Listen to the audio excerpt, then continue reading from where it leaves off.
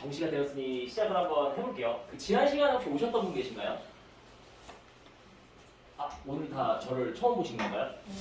아, 그렇군요. 이게 조금 약간 그 지난 시간에 했던 내용의 좀 약간 연장선상이기는 해요. 사실 지난 시간에 뭘 했는지를 그러면은 간략하게 제가 정리를 한번 하고 나가지고서 오늘 내용을 한번 시작을 해볼게요. 사실 지난 시간에 했던 내용 같은 경우에는 이제 학생부에 대한 좀 이해에 대한 거를 했거든요. 대체 우리가 학생부 각 영역은 어떻게 구성돼 있고, 그리고 이 학생부를 통해 가지고서 대학들 같은 경우에는 우리한테 뭘 확인하고자 하는지, 그래서 학생부는 어떻게 관리해야 되는지를 이제 대학교에서 뽑는 방식을 들어서 설명을 한번 해드렸었거든요. 근데 이게 PPT를 그 저번 거를 안 쓰면 좀 약간 정리가 좀 힘들 것 같아서 뒤에 중간중간에 그냥 그 내용 나오는 설명을 드릴게요. 일단 제 소개부터 일단 드리자면은 이게 다원교육이라고 이 대치동에 있는 큰 학원이에요. 여기 입시연구소에서 입시연구소 팀장을 맡고 있는 박종환이라고 합니다. 감사합니다.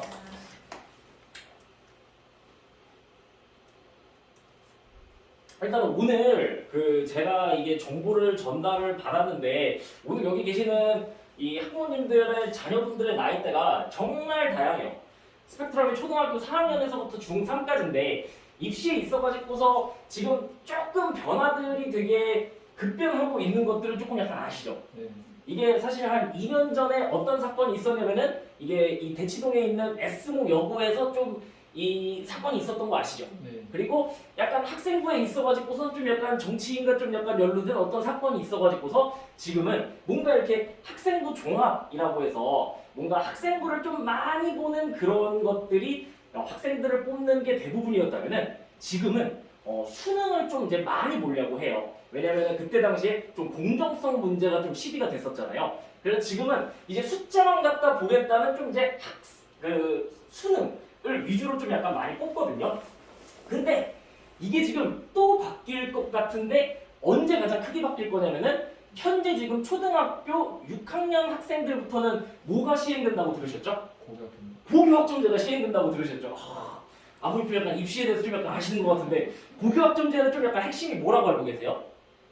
대학교처럼 자기가 원하는 과목을 신청해서 듣는다는 정도? 와, 엄청 잘 알고 계신 거예요. 아 그래요? 네, 그러면은 이게 어떤 거냐면은 대학교처럼 우리 아이가 원하는 과목을 신청해서 듣는다 라고 하면은 기본 전제로 깔려야 되는 게 있는데 그게 뭐냐면은 애들마다 과목이 다르기 때문에 애들을 다 같이 모아놓고 줄 세우기가 어렵다는 거예요.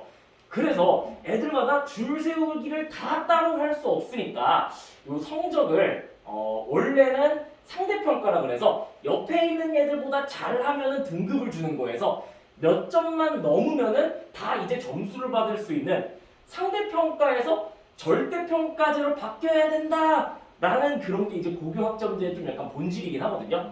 그래서 약간은 이 지금 현재 중학생들 같은 경우에는 그냥 정리를 딱 말씀드리면은 수능이 위주가 된 좀 이제 입시를 치를 확률이 되게 높아요. 그래서 국영수에 대한 이 철저한 역량을 가지고 있다라고 하면은 되게 유리할 가능성이 높은데 좀 고교학점제 학생들 같은 경우에는 어디가 설명회를 들을 때마다 이 컨설턴트들마다 이 설명회를 하는 사람들마다 사실은 이럴 거다라는 얘기가 다 다르거든요. 그래가지고서 요게 근데 그렇다고 해서 지금 이게 어저께 제가 이게 검색했을 때 나와 있는 기사들이에요. 이게 고교학점제를 도입하면 난이도 논란까지 오니까 그러니까 과목별로 난이도 편차가 있으니까 그래서 수능이 설 자리가 좁아진다 이렇게 하는데 지금은 수능을 엄청 늘려가지고서 객관성이 담보되는 수능으로 애들을 뽑자 이러고 있는 상황이잖아요. 이래서 그냥 이게 그냥 구글에다가 지금 입시에 관련해서 치면은 두 번째나 나오는 그 기사의 제목인데 따뜻한 아이스 커피처럼 지금 모순인 상황이에요. 진짜 실제로 좀 약간 이런데 근데 그렇다고 해서 지금 저희가 여기에서 초등학교 학부모님들 손드세요 하고 중학교 학부모님들 손드세요 해가지고 가위바위보해서 이긴 쪽에 대한 입시를 오늘 다룰 수는 없잖아요. 그죠? 그래서 이 모든 분들을 아우를 수 있는 입시가 있을까에 대해서 좀 약간 입시가 이때까지 어떻게 흘러왔나를 보면서 좀 본질을 한번 알아볼게요. 사실 이게 지금까지 아이들을 이제 대학에서 뽑는 방법이 좀 약간 변화된 기조거든요. 그래서 본고사랑 수능 같은 경우에는 본고사는 이제 대학에서 이 어려운 국영수 시험을 보는 거를 이제 대학에다가 자율권을 맡겨놨던 시기예요. 그거랑 수능을 위주로 봤던 게 이 시기고, 그 다음은 이게 제가 이제 대학 입시를 치를 때였는데, 제가 대학을 갈 때까지면 제가 34살이거든요. 이제 07학번으로 이제 대학에 들어갔는데, 그때까지만 해도 대부분은 제 친구들은 수능으로 대학을 갔어요. 그리고 수시 같은 경우에는 그냥 한 30% 정도의 학생들만 그냥 1년 중에 그냥 대학이 원하는 시기에 뽑았었거든요. 이때는 거의 그냥 수능으로 갔었어요. 그리고 그 다음에 이제 등장한 게, 이때 막 혹시 곤충소년 이런 얘기 들어보셨나요? 이게 막 어떤 한 분야에 되게 뛰어난 애들, 막 곤충에 좀 약간 미쳐있는 애들 같은 경우에는 관련된 생명학과에서 그 친구를 데려가고, 뭐 컴퓨터, 뭐 프로그래밍에 미쳐있는 친구들 같은 경우에는 그런 거를 고등학교 때 했으면은 그 친구를 소프트웨어 관련된 컴퓨터 공학과에서 뽑아가겠다라고 해서 입학사정관제가 도입돼가지고서 이제 활발하게 이제 활성화가 된 게 한 이제 2010년도 이때 돼가지고서는 애들이 그래가지고서 이때가 제일 혼란스러웠던 시기죠. 막 자기 진로 관련해가지고서 뭐 생명한다는 친구들 같은 경우에는 좀 누군가의 도움을 좀 빌어서 어디 교수님이랑 가서 막 이게 실험도 하고 막 이랬던 좀 논란이 많았던 시기예요. 그리고 나서 그 다음이 이제 학생부 중심, 가장 최근 아까 제가 말씀드렸던 그 두 사건이 있기 전까지, 이게 학생부 종합전형이라고 해서 뒤에 가서 이 전형도 한번 다시 한번 설명을 드릴게요. 초등학교 학부모님도 계시니까요. 안녕하세요. 저번 주에 뵀던 분이 처음 오셨네요. 그래서 그래서 그 다음은 이제 2019년, 그러니까 2년 전까지는 이제 학생부 중심에, 그래서 학생부에 보면은 이게 영역들이 있어요. 그러니까 학생이 이제 동아리 활동한 거, 그리고 학교에서 뭐 진로 관련해가지고서 뭐 직업인 체험 특강을 듣고 소감문 적은 거, 그리고 진로 관련해서 뭐 독서한 거, 이런 내용 다 보고, 그리고 학교에서 내신 본 거 성적도 다 보고, 그리고 선생님들이 아이들에서 평가한 모든 내용 다 쓴 거를 보는, 그리고 나서 수능은 안 보는 이런 학생부 종합전형이 중심이 됐던 게 2년 전까지예요. 이때는 수능이 상당히 축소가 됐었어가지고서 수능으로 한 20% 정도밖에 안 뽑았어요. 그래서 그리고 그 다음이 지금 현재예요. 현재 같은 경우에는 수능이 상당히 많이 늘어났어요. 그러니까 이 수시에서 대학교에서 애들을 뽑으려고 했는데, 만약에 애들이 수시에서 내가 뽑으려고 하는 애들이 생각보다 안 똑똑해요. 뽑기 싫어요. 그러면은 그냥 애들 안 뽑아라고 하고 그냥 그건 수능에서 뽑겠다라고 하거든요. 그렇게 수능으로 2월 된다라고 하는데, 이런 인원까지 합치면은 지금 수능이 50%가 넘어가요. 그래서 20%밖에 안 되던 그런 수능이 지금은 50%까지 늘어났다. 요게 지금 현재의 지금 기조고, 요거는 지금 중학교 1학년 자녀를 둔 학부모님들까지는 요게 아마 이어질 거다라고 생각을 하시면 돼요. 근데 고교학점제는 이게 수능 같은 경우에는 진짜 편하잖아요. 이게 한 번 딱 저번 주에 봤죠? 저번 주 목요일 날 봤는데, 그 시험을 한 번 보고 나서 1등부터 이렇게 쫙 세운 다음에 전교 1등, 그러니까 그 전국에서 1등 아닌 얘는 어디 갈까요? 서울대 의대에 가겠죠. 그 다음에는 연세대 의대에 가겠죠. 그 다음에는 가톨릭대 의대에 가겠죠. 그런 다음에 성균관대 울산대 의대에 가고, 이런 구조예요. 문과 같은 경우에는 서울대 경영을 가겠죠. 그래서 이렇게 줄 세우기를 하면 쫙 하면 편한데, 아까 말씀드렸죠. 고교학점제가 되면은 이게 절대평가제로 바뀌기 때문에 90점만 넘는 학생들 같은 경우에는 다 똑같은 점수를 받을 가능성이 있다는 거예요. 그래가지고서 이게 지금은 되게 깔끔한데 되게 현 초육 같은 경우에는 아주 약간 애매하다는 느낌이 좀 드네요. 자, 그런데 여기 요 5개 전형 중에 제가 방금 요 흔들었던 요 2개, 얘네 빼고는 사실 입시가 그렇게 어렵지가 않았어요. 왜냐면은 이때는 그냥 그 국영수에 대해 가지고서 그 괴랄한 난이도의 어려운 문제들, 수능 중심, 수능 잘했으면 됐어요. 그냥 국영수에 대한 기본적인 역량이 있던 애들은 대학 다 잘 갔어요. 그렇게 생각보다 혼란스러운 게 없었다는 거예요. 지금도 지금 되게 깔끔해요. 그냥 내가 대학을 잘 가고 싶다라고 하면은 수능 잘하는 그런 고등학교 가가지고서 수능을 잘 하되 그래도 학생부에 대한 대비들 따지만 잘해주면 되는 되게 편리한 사실 입시 구조기는 해요. 근데 요때 요 두 시기 같은 경우에는 대부분의 학생들은 수능으로 뽑아서 별로 좀 이제 혼란이 없었는데 이 입학사정관제 이런 게 되게 어려웠던 거예요. 대체 우리 아이가 만약 교대를 지망한다고 했잖아요. 그러면은 이 교대에서 이 친구를 입학사정관제로 뽑으려면은 얘가 누구를 가르쳐봐야 될 거잖아요. 의대 같은 경우에는 어떻게 해요? 수술을 해봐야 될 거 아니에요. 뭐 그런 거에 관련된 실험 관찰을 해봐야 될 거잖아요. 근데 이런 거를 사실은 일반적인 학교에서 그리고 학부모님들이 어떻게 시켜주냐는 거예요. 그래서 이때 이 입학사정관제로 약간 뽑던 그 인원들이 되게 혼란이 왔었어요. 근데 입학사정관제가 거의 막 20%까지 이제 올라가게 되면서 그때 이제 얘기가 많았던 거예요.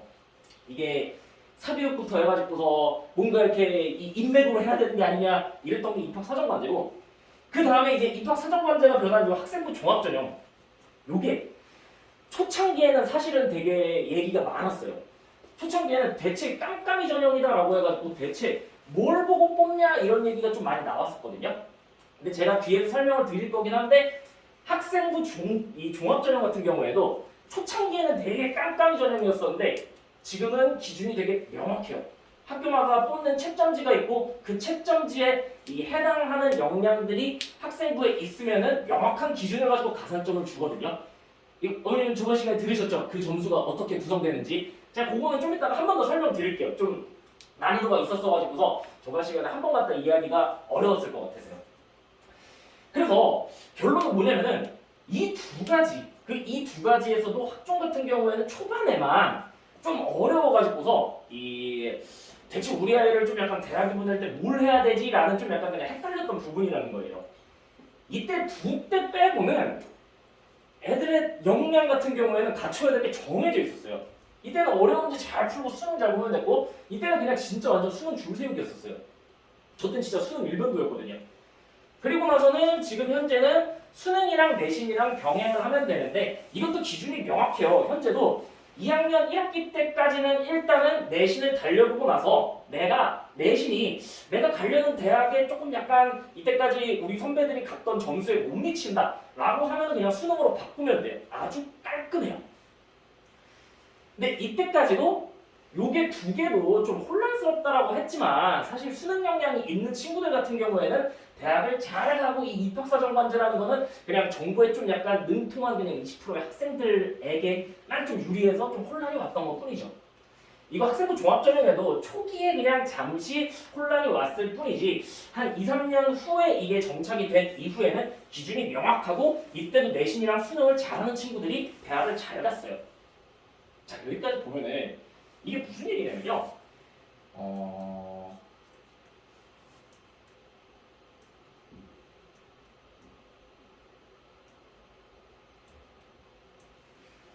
사실 이때까지 대한민국에서 입시의 본질은 변한 적이 단 한 번도 없다는 얘기예요. 사실 대한민국에서 이 입시의 본질이 없어지려면은 그 대학교가 이 유럽의 몇몇 이런 나라들처럼 그냥 뭐 1대학, 2대학 해가지고 대학 서열을 없애야 되거든요. 근데 우리나라 같은 경우에는 이 대학에 좀 약간 서열이 여러분께서 자녀를 키우는 동안에는 없어질 가능성이 제가 보기에는 거의 없다라고 보시면 돼요. 그래서 대학은 본질적으로 일단은 이렇게 줄 세우기를 하려고 할 거고 이 줄 세우는 기준 같은 경우에는 이때까지 역사적으로 변한 적이 없이 일단은 공부 잘하는 애를 뽑으려고 할 거예요. 대부분의 전형들은요. 근데 그냥 계속 이제 혼란을 주려고 하는 거는 그 입학사정관제나 무슨 그런 얘기 있잖아요. 그 아까 얘기했던 그 학생부 종합전형 초반부의 깜깜이 전형 이런 단어들로 그냥 혼란을 주려고 하는 거지. 사실은 입시의 본질은 이때까지 국영수 공부랑 내가 학교 공부를 잘하는 거 그리고 요새는 조금 약간 추가된 거 하나가 좀 약간 독서 역량이거든요. 독서 역량이 괜찮은 친구들을 대학은 이때까지 선호하고 그걸 잘하는 애들 뽑아왔다는 거는 변하지 않았어요. 이건 제가 왜 실험한다면요. 저번 주에 수능 있었잖아요. 수능 요번에 어땠대요? 어려웠다고 들었죠. 진짜 어려웠어요. 애들이 제가 지도하는 학생들이 전화해가지고서 울면서 전화한 친구가 2명이나 있었어요. 정말 어려웠었어요. 이번 시험은 원래는 그냥 국어 하나가 어렵거나 수학 하나가 어렵거나 이랬거든요. 이번에는 국영, 수, 사, 과학 5개가 전체 다 어려웠어요. 그래서 제가 어저께도 목동에서 이제 설명회를 하고 왔거든요. 예비 고2 학생들 대상으로. 그때 이제 수능에 대해서 좀 약간 얘기를 했던 게 이게 약간 어려운 얘기인데 지금은 이제 이 고교학점제를 도입하기 위한 전초 단계로 선택 과목이라는 걸 도입을 했거든요.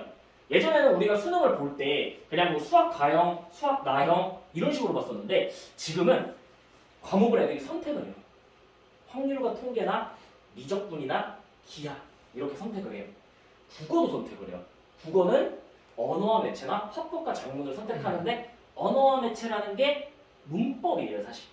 그리고 화법과 작문 같은 경우에는 그냥 말하기랑 글쓰기라고 보시면 되는데 화법과 작문이 훨씬 쉬워요.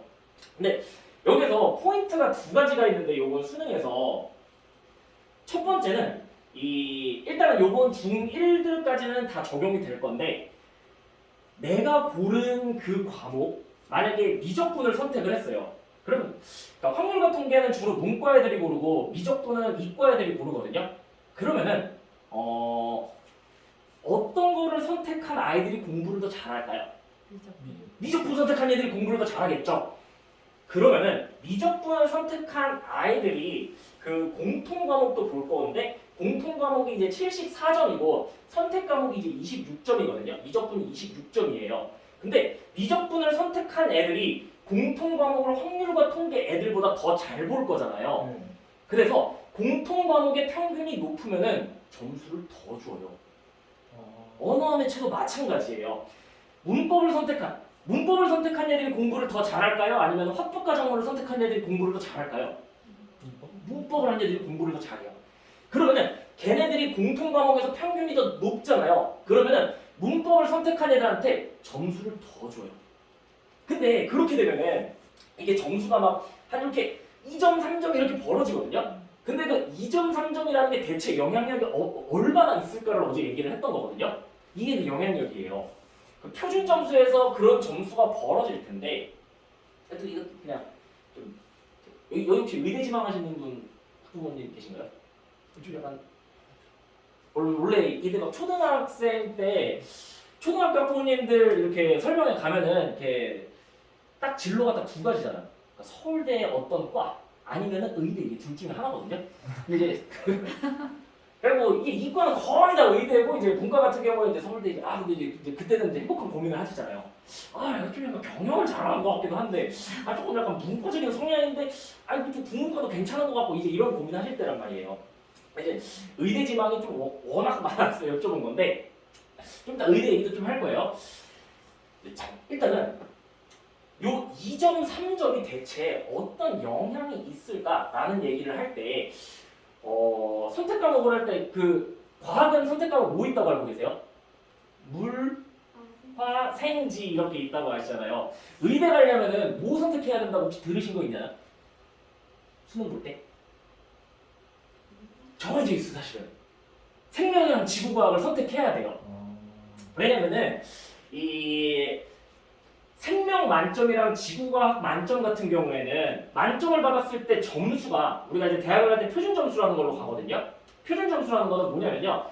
과목의 난이도가 어려운 걸 잘 본 얘는 점수를 더 주는 개념이에요. 그래서 평균을 딱 받은 얘가 50점이다. 50점을 받을 건데 거기에다가 어려운 시험을 잘 본 얘들은 한 6점까지도 더 받는데 쉬운 시험을 만점을 받잖아요. 그러면 한 진짜 13점밖에 못 받아요. 그러면 이제 이런 얘기가 되는 거예요. 물리를 만점 받은 얘들은 63점을 받았거든요. 원래는. 근데 지구과학이나 생명과학을 잘 본 애들은 막 72점, 73점을 받아요. 10점 차이가 난다는 거예요. 그래서 의대를 가려는 애들은 선택 과목도 되게 중요하긴 하거든요. 그랬을 때 과목에 따라 가지고 거기서는 10점 차이가 나고 요번에도 선택 과목에 따라 가지고서 내가 선택한 그 과목의 아이들이 공통 과목을 잘 봤을 때 점수가 한 2, 3점이 벌어진다고 봤을 때 이게 대체 대학의 영향이 얼마나 있을까에 대한 게 이거예요. 그래서 이게 수능 얘기하면서 그냥 그런 정보를 알아두시면 좋아서 말씀을 드리는 거예요.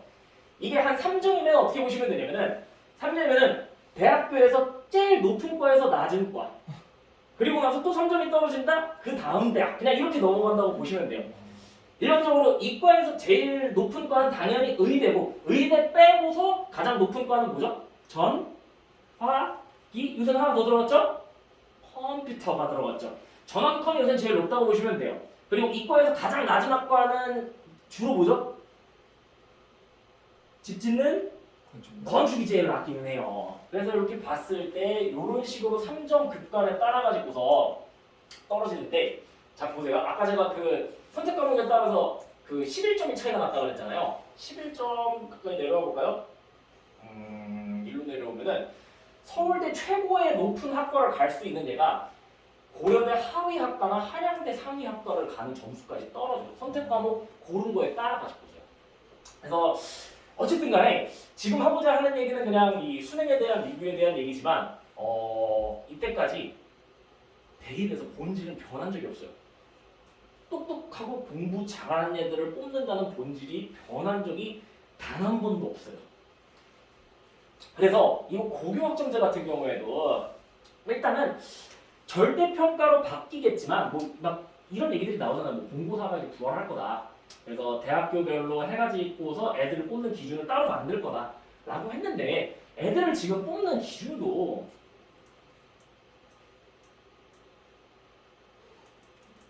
뒤에 거 한번 보고 얘기할게요. 지금 현재도 그러니까 아이들이 이게 옛날에 정시만 뽑았을 때 이게 정시 대신에 이거 학생부 종합전형이 생긴 이유가 뭔지 아세요? 이 정시를 보면은 그때 당시에 애들이 정시 끝나고 막 이러면 안 되고 뭐 이상한 선택을 하고 막 그랬었잖아요. 네. 그리고 이게 정시는 한방 싸움이니까 이게 너무 스트레스 받는 거예요. 애들이 이 하루에 이 진짜 이게 정시에 그런 얘기가 괜히 나오는 게 아니라 정시날에 그냥 그 자기의 장 상태 그리고 점심 먹고 졸린 상태 이런 거에 따라서 진짜 대학이 결정돼가지고서 정말 막 애가 막 수능 보다가 막 눈물 흘리는 애가 있잖아요. 걔는 어떤 애예요? 똥마리 언니예요, 진짜. 그러니까 진짜로 그날 진짜 화장실 근데 그러면은 그때부터 이제 이런 거예요. 화장실을 갈까 말까. 갔을 때 위험 부담과 내가 그냥 이걸 풀었을 때 이거를 고민하다 보니까 10분이 갔어요. 그러면은 이제 진짜 조금 더 내려오는데 이제 진짜 가야 될까 말까 20분이가 진짜 30분 날려요. 정말 그런 싸움 이게 하루 만에 모든 거를 걸어야 되다 보니까 이때 애들이 너무 스트레스를 받으니까 그리고 이거 사실 진로에 대한 고민을 할 수 있을까요? 정시 같은 경우에는 제가 고려대학교 인문학부를 갔거든요. 이게 정말 말도 안 되는 로직에 의해서 제가 그 고려대까지 가게 됐는데 일단은 고1에서 고2 올라갈 때 저는 수학만 잘했어요. 영어를 You are a boy를 의문문으로 바꿔봐라 라고 하면은 Do you are a boy 라고 하는 걸 제가 고등학교 1학년 때 저질렀던 사건이에요. 그럴 정도로 영어는 거의 문외한에 가까웠어요. 그런데 제가 고등학교 2학년 올라갈 때 왠지 정치인이 되고 싶은 거예요. 나는 그래도 말하는 걸 좋아하니까. 그래서 문과를 선택했어요. 정말 최악의 선택 중에 하나였고 그리고 이제 수능을 봤어요. 수능을 보니까 이제 컨설팅을 받으러 갔어요. 그래서 갔는데 연대 같은 경우에는 그때 환산 점수를 제가 국영수 1등급을 받았는데 100분위가 좀 높았거든요. 연대 같은 경우에는 경영까지도 한번 해볼 만하다 이런 얘기가 나왔는데 저는 그때 당시에 빨간색을 워낙 좋아해가지고서 고려대는 인문학부가 딱 적정이었거든요. 그래서 고려대학교 인문학부를 갔어요. 그리고 대학교 3년 내내 저는 빨간 머리로 염색을 하고 다녔었어요. 그리고 정말 이게 최악의 선택을 했었는데 이게 뭔 얘기냐 아무 생각이 없었어요. 인문학부가 뭔지도 모르고 들어갔어요. 이제 1학년 끝날 때쯤 돼가지고서 여기 무슨 상위학과부터 해서 공부 잘하는 애들부터 해서 심리학과 그 다음에 사회학과, 뭐 국문과 그리고 나머지 애들은 그냥 뭐 알아서 그냥 이제 뭐 한국사학과, 뭐 철학과, 뭐 한문학과 이런 걸로 간다라고 했는데 제가 그래서 1학년 때 과외만 한 20, 30개 하다가 철학과에 갔어요. 이게 정시를 하는 애들은 대체 학과가 뭘 하는지도 모르는 채로 그냥 일단은 공부하고 나가지고 자기 성적에 맞춰가지고 대학을 간다는 거예요. 그러다 보니까 이런 거를 막기 위해서 한 번 시험 봐가지고 스트레스를 없애 그리고 그러니까 이때 정시할 때는 저희 애들이 다 어떻게 했었냐면은 다 뒤에 앉아가지고 PMP가 그때 나왔었거든요. PMP로 이렇게 인강 듣는 그냥 그러니까 이 되게 고대 시대의 얘기인데 MP3 뭔지 알아? 네. MP3나 그때는 이제 PMP라고 해서 이제 그냥 영상을 볼 수 있는 어떤 그냥 기계야. 스마트폰 이전에 이제 나왔던 건데 이제 이거를 앉아가지고 다 이렇게 숙여가지고 그냥 정시 그냥 인강만 듣고 있는 거예요. 그러다 보니까 학교 선생님의 권위가 또 없었어요. 그러니까 학교가 정상화가 되기가 힘들었던 거예요. 수능 중심에서는 애들이 다 인강 듣고 인강 공부만 하니까 수업 시간에는 선생님들이 자습시키는 것 빼고 할 게 없었던 거죠. 그래서 고등학교의 정상화 그리고 아이들이 정시로 인해 가지고 너무 스트레스를 받는 거를 막아서 학교 시험들을 여러 번 봐가지고 대학을 가게 하겠다. 그리고 진로에 대해서 고민을 할 수 있도록 학교에서 진로에 관련된 고민 그리고 이러한 활동들을 한 거에 점수를 주겠다라고 해서 서울대에서 고심을 해서 만든 게 입학사정관제가 끝나고 나가니까 입학사정관제를 학생부 종합전형의 형태로 이렇게 만든 거예요. 이것도 사실은 지금 얘기하고 있는 고교 학점제의 취지를 살리는 것과 비슷한 측면에서 만들어졌다는 거예요.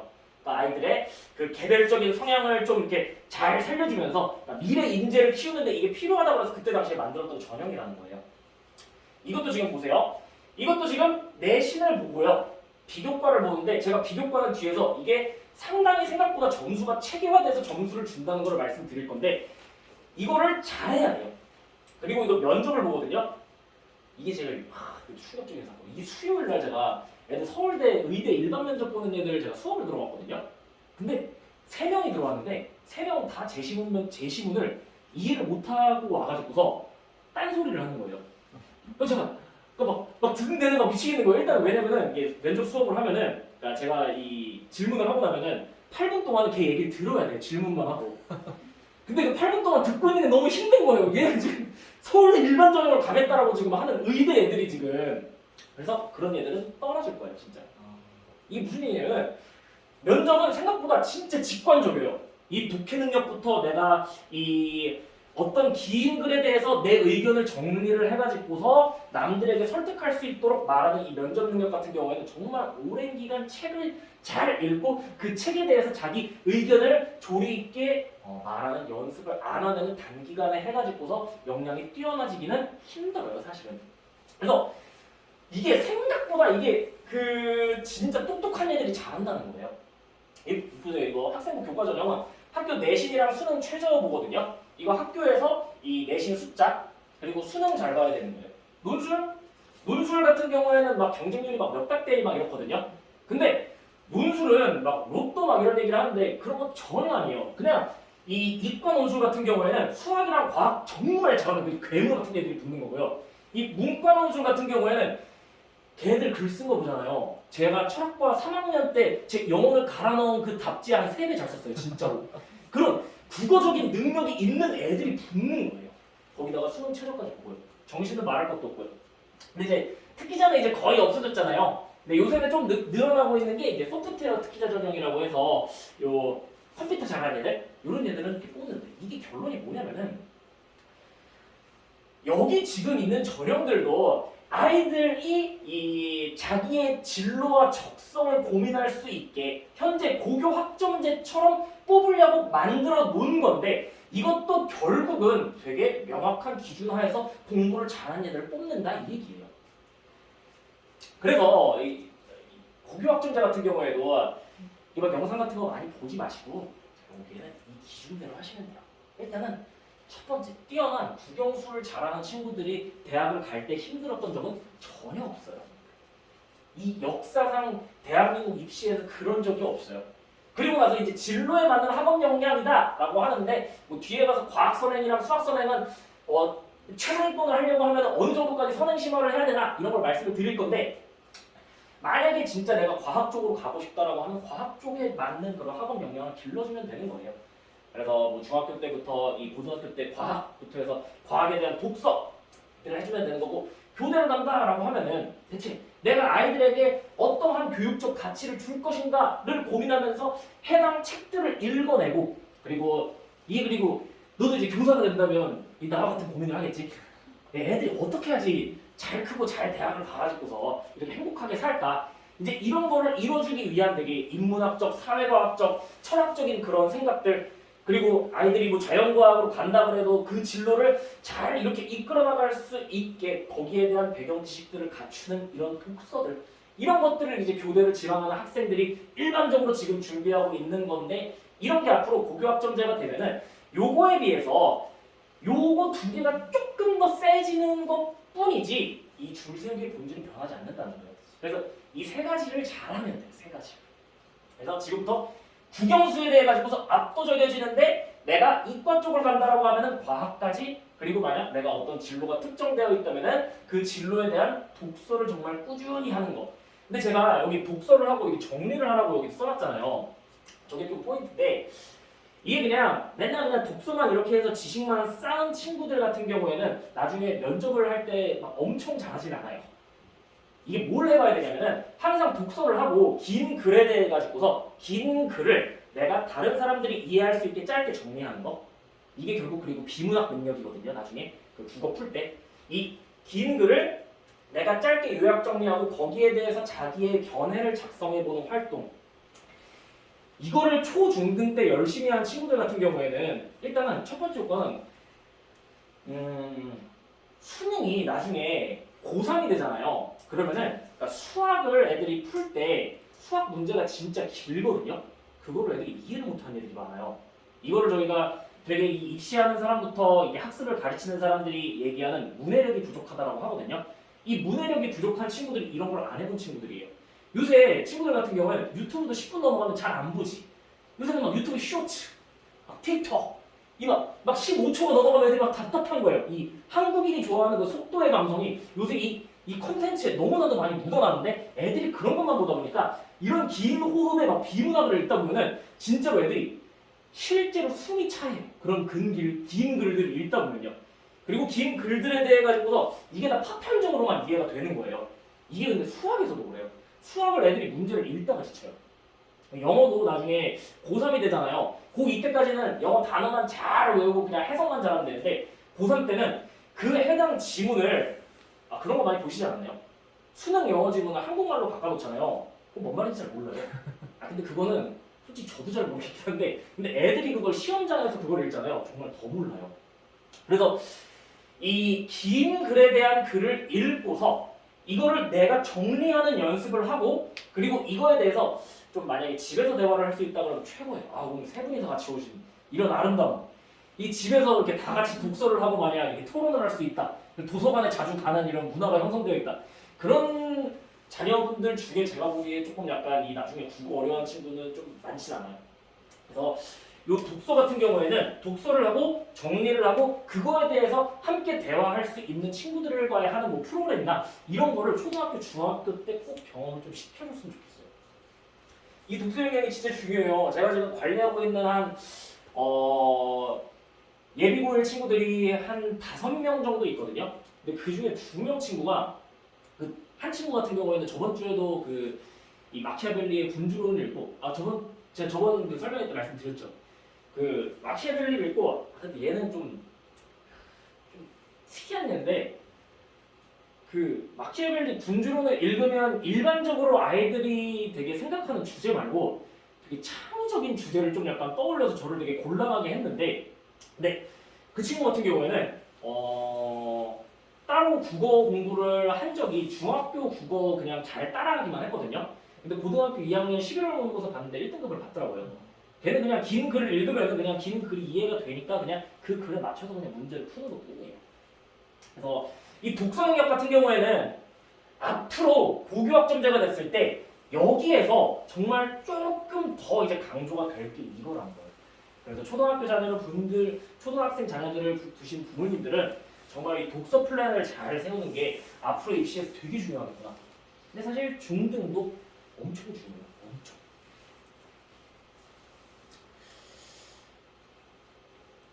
그래서 그냥 이게 어저께 설명에 넣었던 건데 이거 많이 좀 궁금해하시길래 의대에 그냥 잠깐 보여드리면은 의대는 별 생각 없니? 의대요? 생각 있어. 생각 있어. 가자. 전국에서 몇 명 안에 들면 되냐면은 이게 여기 괜찮아? 서울대? 네. 서울대는 135명 안에 들면 돼. 그러니까 전국에서 0.027 해볼만 하잖아. 그리고 여기 연세대 가톨릭대 같은 경우에 338명 하는데 요게 이제 근데 이 의대에도 뽑는데 이 너네 갈 때는 약대도 1,400명 뽑아. 그리고 이제 치대, 한의대, 수의대까지 있잖아. 그래가지고서 해볼만 한데 어쨌든 너가 그래도 상위 한 1% 안은 들어야지 이제 의치한 학수에 좀 약간 갈 수 있기는 해. 그래서 99명만 이기면 되는 거니까 해볼만 해.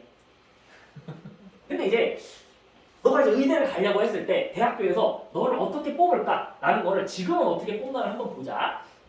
지금 같은 경우에는 수능을 조금 약간 많이 보내. 수능을 조금 약간 40% 정도 뽑고 학종으로 이렇게 좀 뽑는데. 근데 이게 좀 요새 좀 약간 입시 중에 이 농담이 아니라 이제 실제로 이러고 있는데 이 의대 지역 인재에 관련된 게 좀 내용이 많이 바뀌었어요. 그러니까 원래는 그러니까 지금 그러니까 강원 제주는 20%고 나머지는 40%를 뽑아야 되거든요. 내년부터.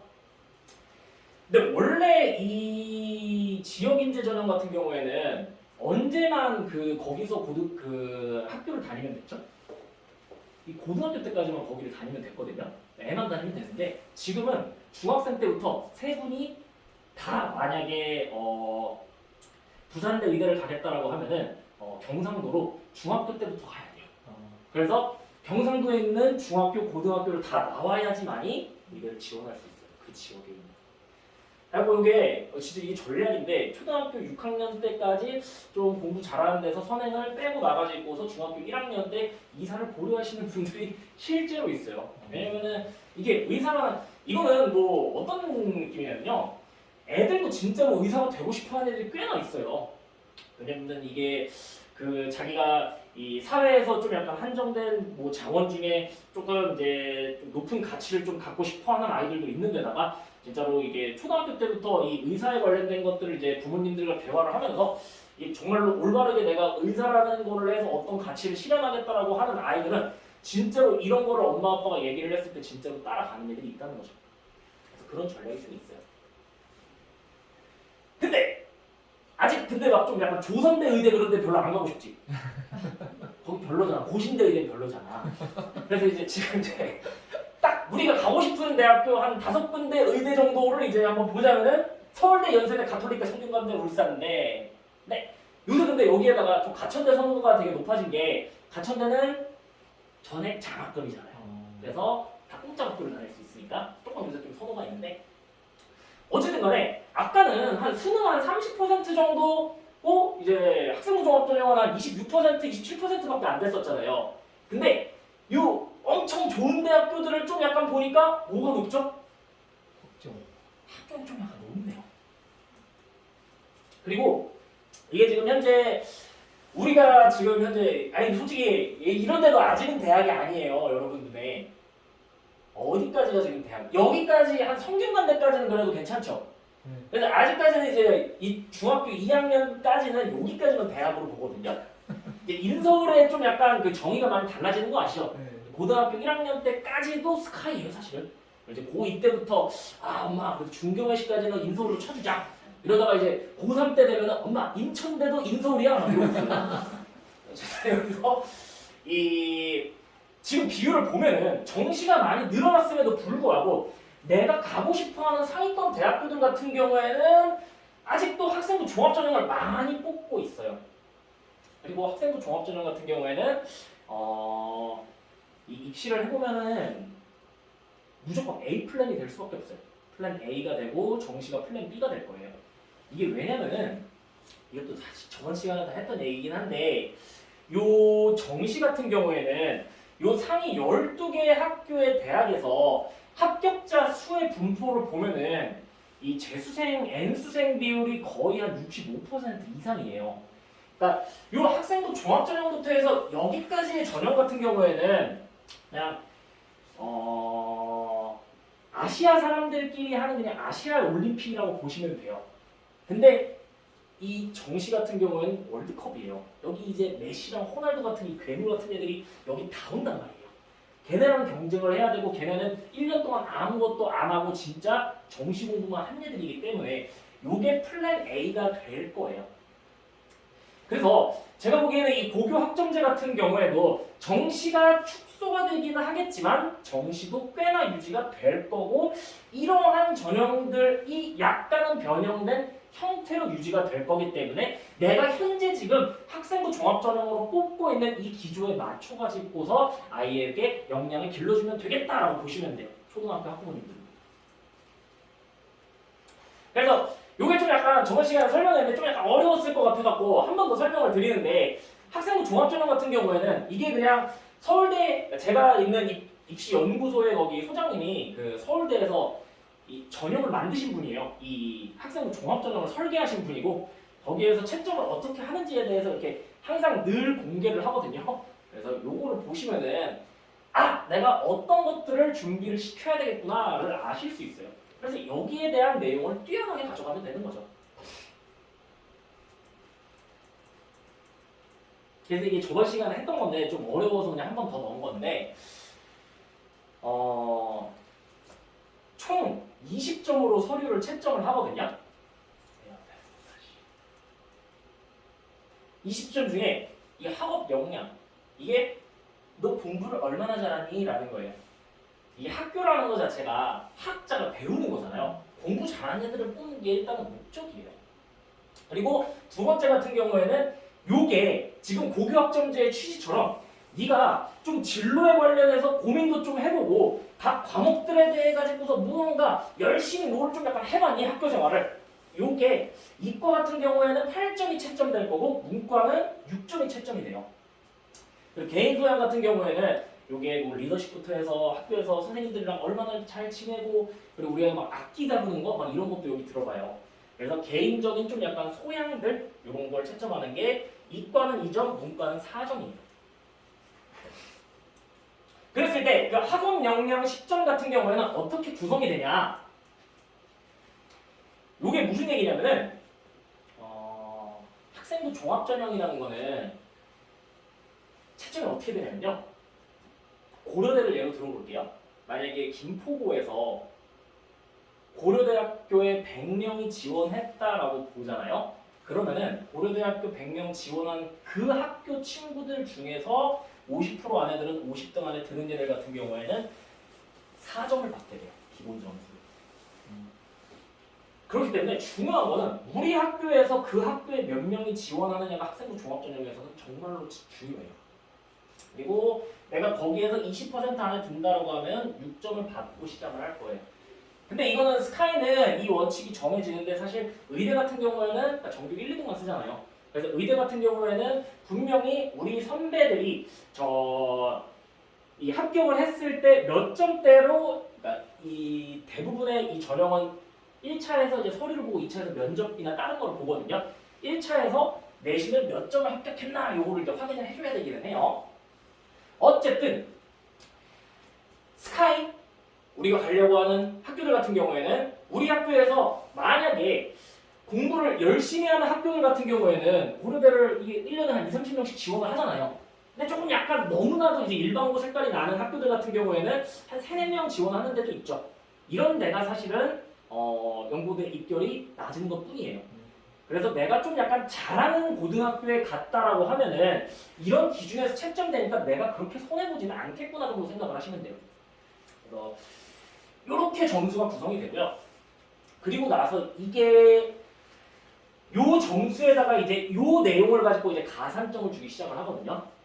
첫 번째는 이 수학과학 성적이 이과에서 가장 중요하고 문과 같은 경우에는 외국어랑 나머지 과목들 이제 사회랑 이런 과목들에 대해 점수가 중요한데 이게 학생 종합전형 같은 경우에는 이 성적표를 보시면은 뭐가 나오냐면은 아이의 점수가 나오고 과목의 평균이 나오고 표준 편차라는 게 나오거든요.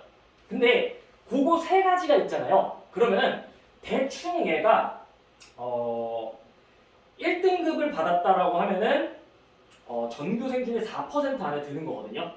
근데 그냥 4% 안에 드는 앤지 아니면은 4%가 아니라 얘는 1% 안에 드는 압도적인 앤지 이런 거를 알 수 있거든요.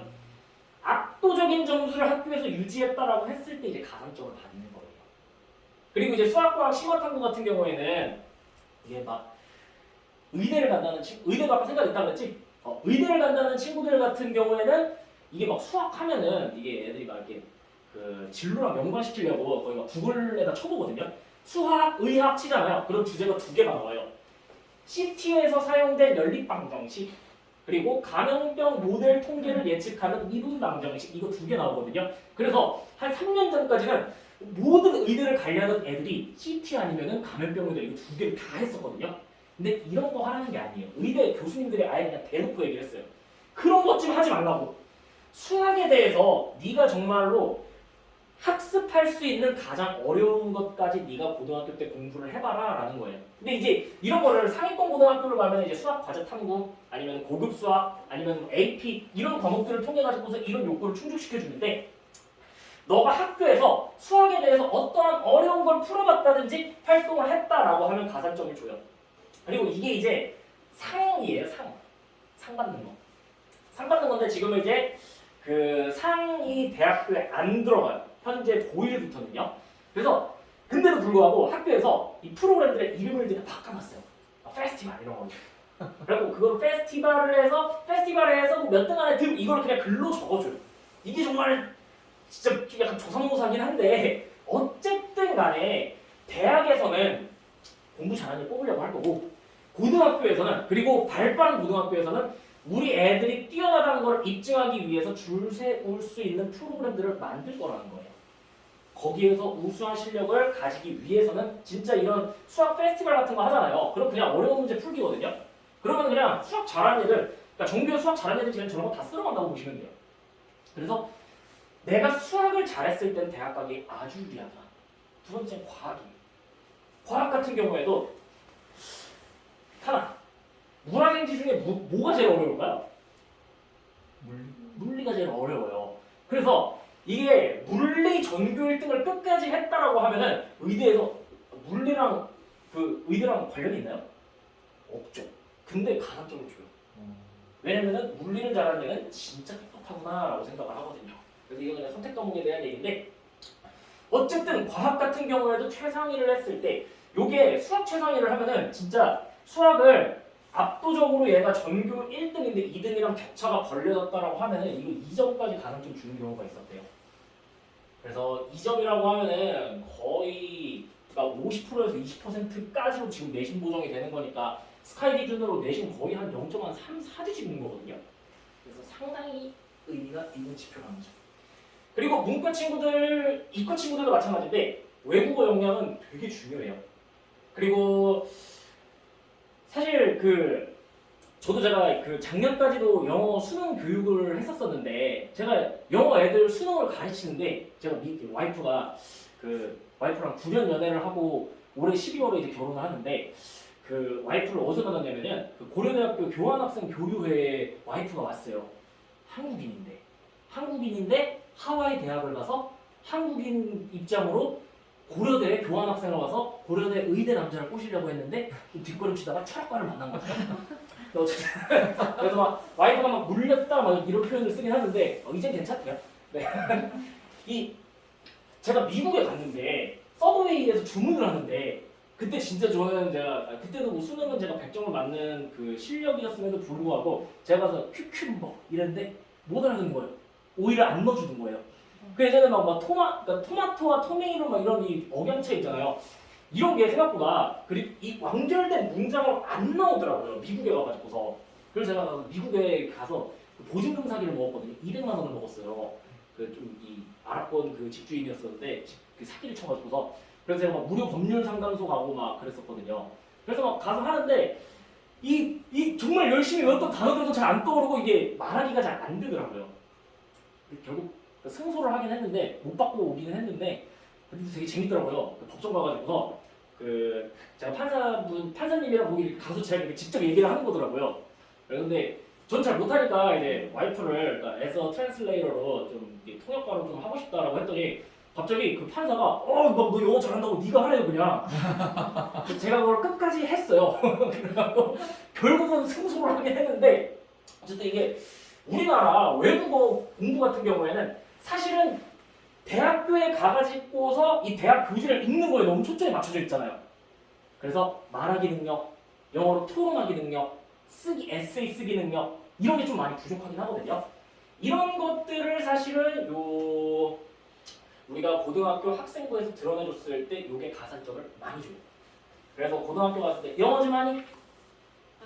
영어 잘 못해? 그래서 영어 너가 만약에 이거는 뭐 잘하냐 못한다 그래서 뭐라고 하는 게 아니라 이 영어를 만약 자기가 강점이 있는 애들이 있거든요. 막 말하기라든지 그냥 쓰기 이런 거는 고등학교 때 가지고 마음껏 뽐내주면은 많은 가산점을 받을 수 있구나라고 보시면 돼요. 지금 만약에 영어 회화 교육 같은 거 하고 계신 분들이 있잖아요. 근데 이제 막 한 중학교 2학년쯤 되면 이제 그냥 수능으로 맞춰야 되나? 라는 이제 얘기하시고 지금까지 영어 말하기 하고 어차피 고등학교가 쓰지도 않는데 이 대학교가 쓰나? 이런 고민하시지 마시고 이거 고등학교 때 다 어필을 하면은 이것도 좋은 성적을 받을 수 있는 역량이라고 보시면 됩니다. 그 다음은 이 논리적인 말하기 글쓰기인데 이게 생각보다 진짜 좀 약간 점수가 좀 커요. 그리고 요새는 그 고등학교 때 고교학점제 때 되면은 그런 과목 더 많아질 건데 뭐 논술, 철학 이런 과목들이 있거든요. 이런 데에서 내가 어떤 특정한 주제에 대해서 진짜 논리를 가지고 말하기랑 토론을 이끌어 나갔던 거 이런 게 상당히 점수를 많이 줘요. 그래서 요게 애들이 공부를 잘한다라고 해서 학교가 평가하는 10점에 구성되어 있는 것들이에요. 요 전공적 합성 같은 경우에는 뭐냐면은 사실 이제 과거 영재고 좀 약간 자사고들에서 요 프로그램 자체가 뭐 AP부터 해서 고급 물리, 고급 수학 이런 것들을 다 들으면은 그 전공에 대한 적합성. 그래서 요거는 그냥 좀 일반고과는 좀 약간 아니다라고 보시면 돼요. 근데 이제 또 이런 것도 있잖아요. 이 외고랑 자사고가 언제 폐지되죠? 2025년에 폐지가 돼요. 근데 이게 진짜 폐지가 될까는 가봐야 해요. 진짜 가봐야 하는데 여기 초중등 자녀분들이 계셔서 제가 말씀드린 건데 이게 외고나 자사고나 과학고나 영재고 이런 거 준비해야 될까요? 이 뒤에가 되게 어려울 텐데 해야 될까요? 그러니까 제 소신을 하나 말씀드리자면은 다 해보는 게 맞아요. 근데 준비를 해보고 나서 안 되잖아요. 그냥 안 되면 일반고 가면 되는데 준비를 했을 때 생각보다 애들이 잘하는 경우가 너무 많아서 그래요. 그래서 이렇게 과거나 영재고 이런 거에 저는 이렇게 너무 이렇게 거부감 느끼시기보다 한번 그냥 그러니까 준비를 한번 해보고 만약에 안 되면은 그냥 일반고 가가지고서 그 과학고나 이런 그러니까 외부 준비했던 애들이 가서 일반고 가서 다 탑하는 거거든요. 그래서 진짜 실제로 준비한다기보다는 거기를 가기 위해서 준비하는 학생들만큼 학습을 세팅해서 해보고 만약에 아니면은 아이 성향에 맞게 일반고 가서 즐거운 생활 하면 되는 거예요. 근데 아이의 잠재력을 끌어주기 위해 가지고서 한 번쯤은 그렇게 달려보는 시간을 한 1년에서 2년 정도는 좀 가져보는 게 아이들한테 인생에 있어서 도움이 많이 되더라고요.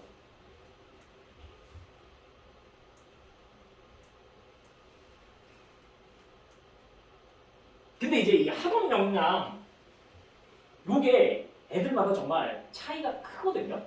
그리고 이 공부에 영향을 미치는 건 학업 역량 이외에도 사실은 애들마다 너무 달라서 제가 이걸 뭐 표준화하기가 쉽진 않은데 그냥 애들을 한번 어떻게 나눠보면 조금 약간 표준화가 될까 해서 나눠본 게 한 이 정도 기준인데 이게 학업 역량이 뛰어나다라는 거는 그냥 진짜 공부는 잘하는 거예요.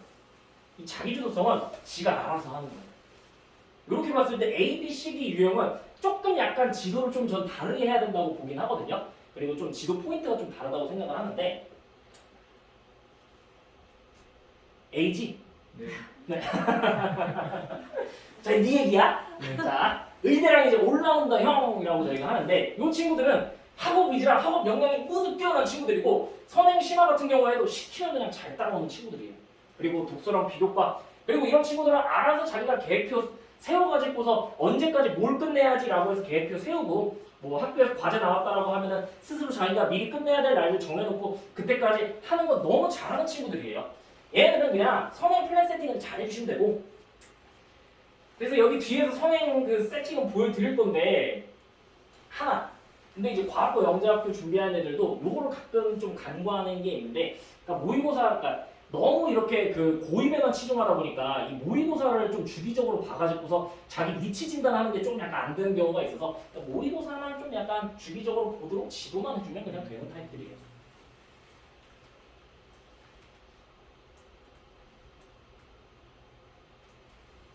그래서 요게 그냥 그냥 어떤 기준이냐면요.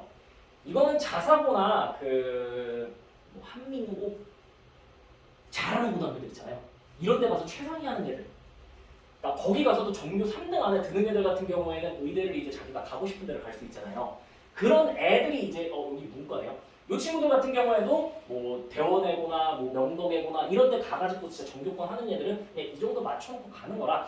그러니까 이거에 맞출 필요가 있다는 게 아니라 그러니까 이 정도의 목표를 가지고서 한번 달려보는데 그러니까 언제부터 선행을 시작하는지 다 다르잖아요. 그때 선행을 시작할 때 한 요 정도를 그냥 순서대로 진행하면 되겠구나를 보시라고 해놓은 거예요.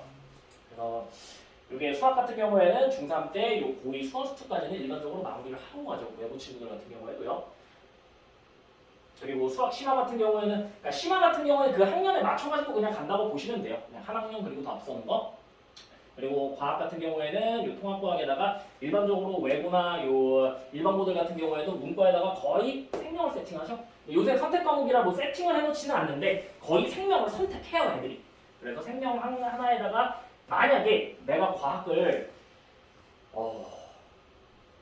잘한다라고 하면은 그러니까 또 바뀐 거 하나 말씀드리자면은 지금 예전에는 그 문과랑 이과랑 요 수1이랑 수2를 따로 이제 이 산출을 했거든요. 등수를 등급별. 근데 지금 문이과를 같이 산출해요.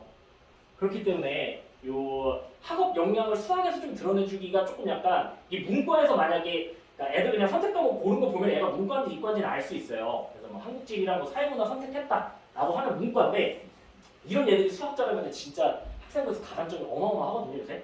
근데 과학도 만약에 애가 도전을 하나 해가지고 거기서 성적이 높잖아요. 그러면은 여기에서도 가산점을 받을 수 있어서 이거는 내가 문과를 가고 싶은데 정말로 학업 역량이 뛰어나가지고서 이과 애들이랑도 한 과목 정도 더 경쟁하고 싶다라고 하는 애들이 하는 거예요.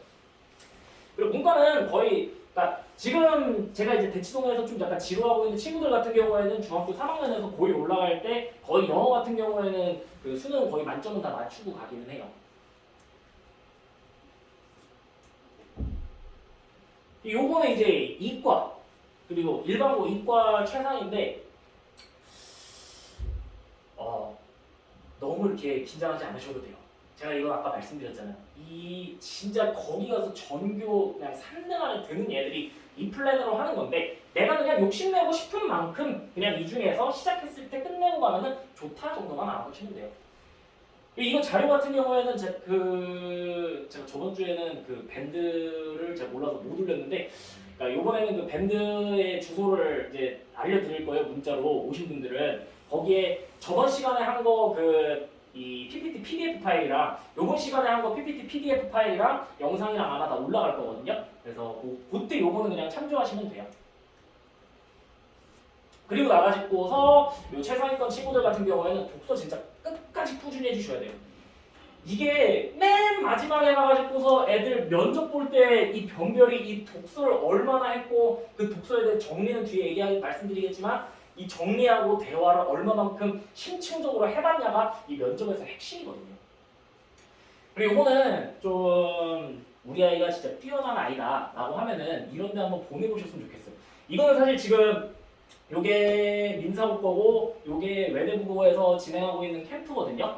중1, 중2 학생 대상으로 하는 건데 애들이 여기 갔다 오면은 진짜 좀 약간 달라지긴 해요. 근데 이런 거 말고도 각 대학에서 개설해가지고서 이 좀 약간 상위권 친구들을 위해 토론이나 뭐 이 과학에 관련된 캠프 같은 거 만들어 놓은 거 있는데 이런 거는 이제 앞으로 소식을 많이 들으시게 될 거예요. 만약 입시에 관심 있으시다라고 하면은 뭐 특목고 가고 싶은 사람 이런 카페라든지 아니면 뭐 상위 1%를 위한 뭐 카페 해가지고 네이버 카페들 있거든요. 그런 데 가면 이런 건 자료가 나와 있으니까 이 중에서 내가 좀 이런 심층된 것들을 하는 학생들과 함께 이런 기회들 뭐 이렇게 막 그건 또 그렇게 비싸진 않아요.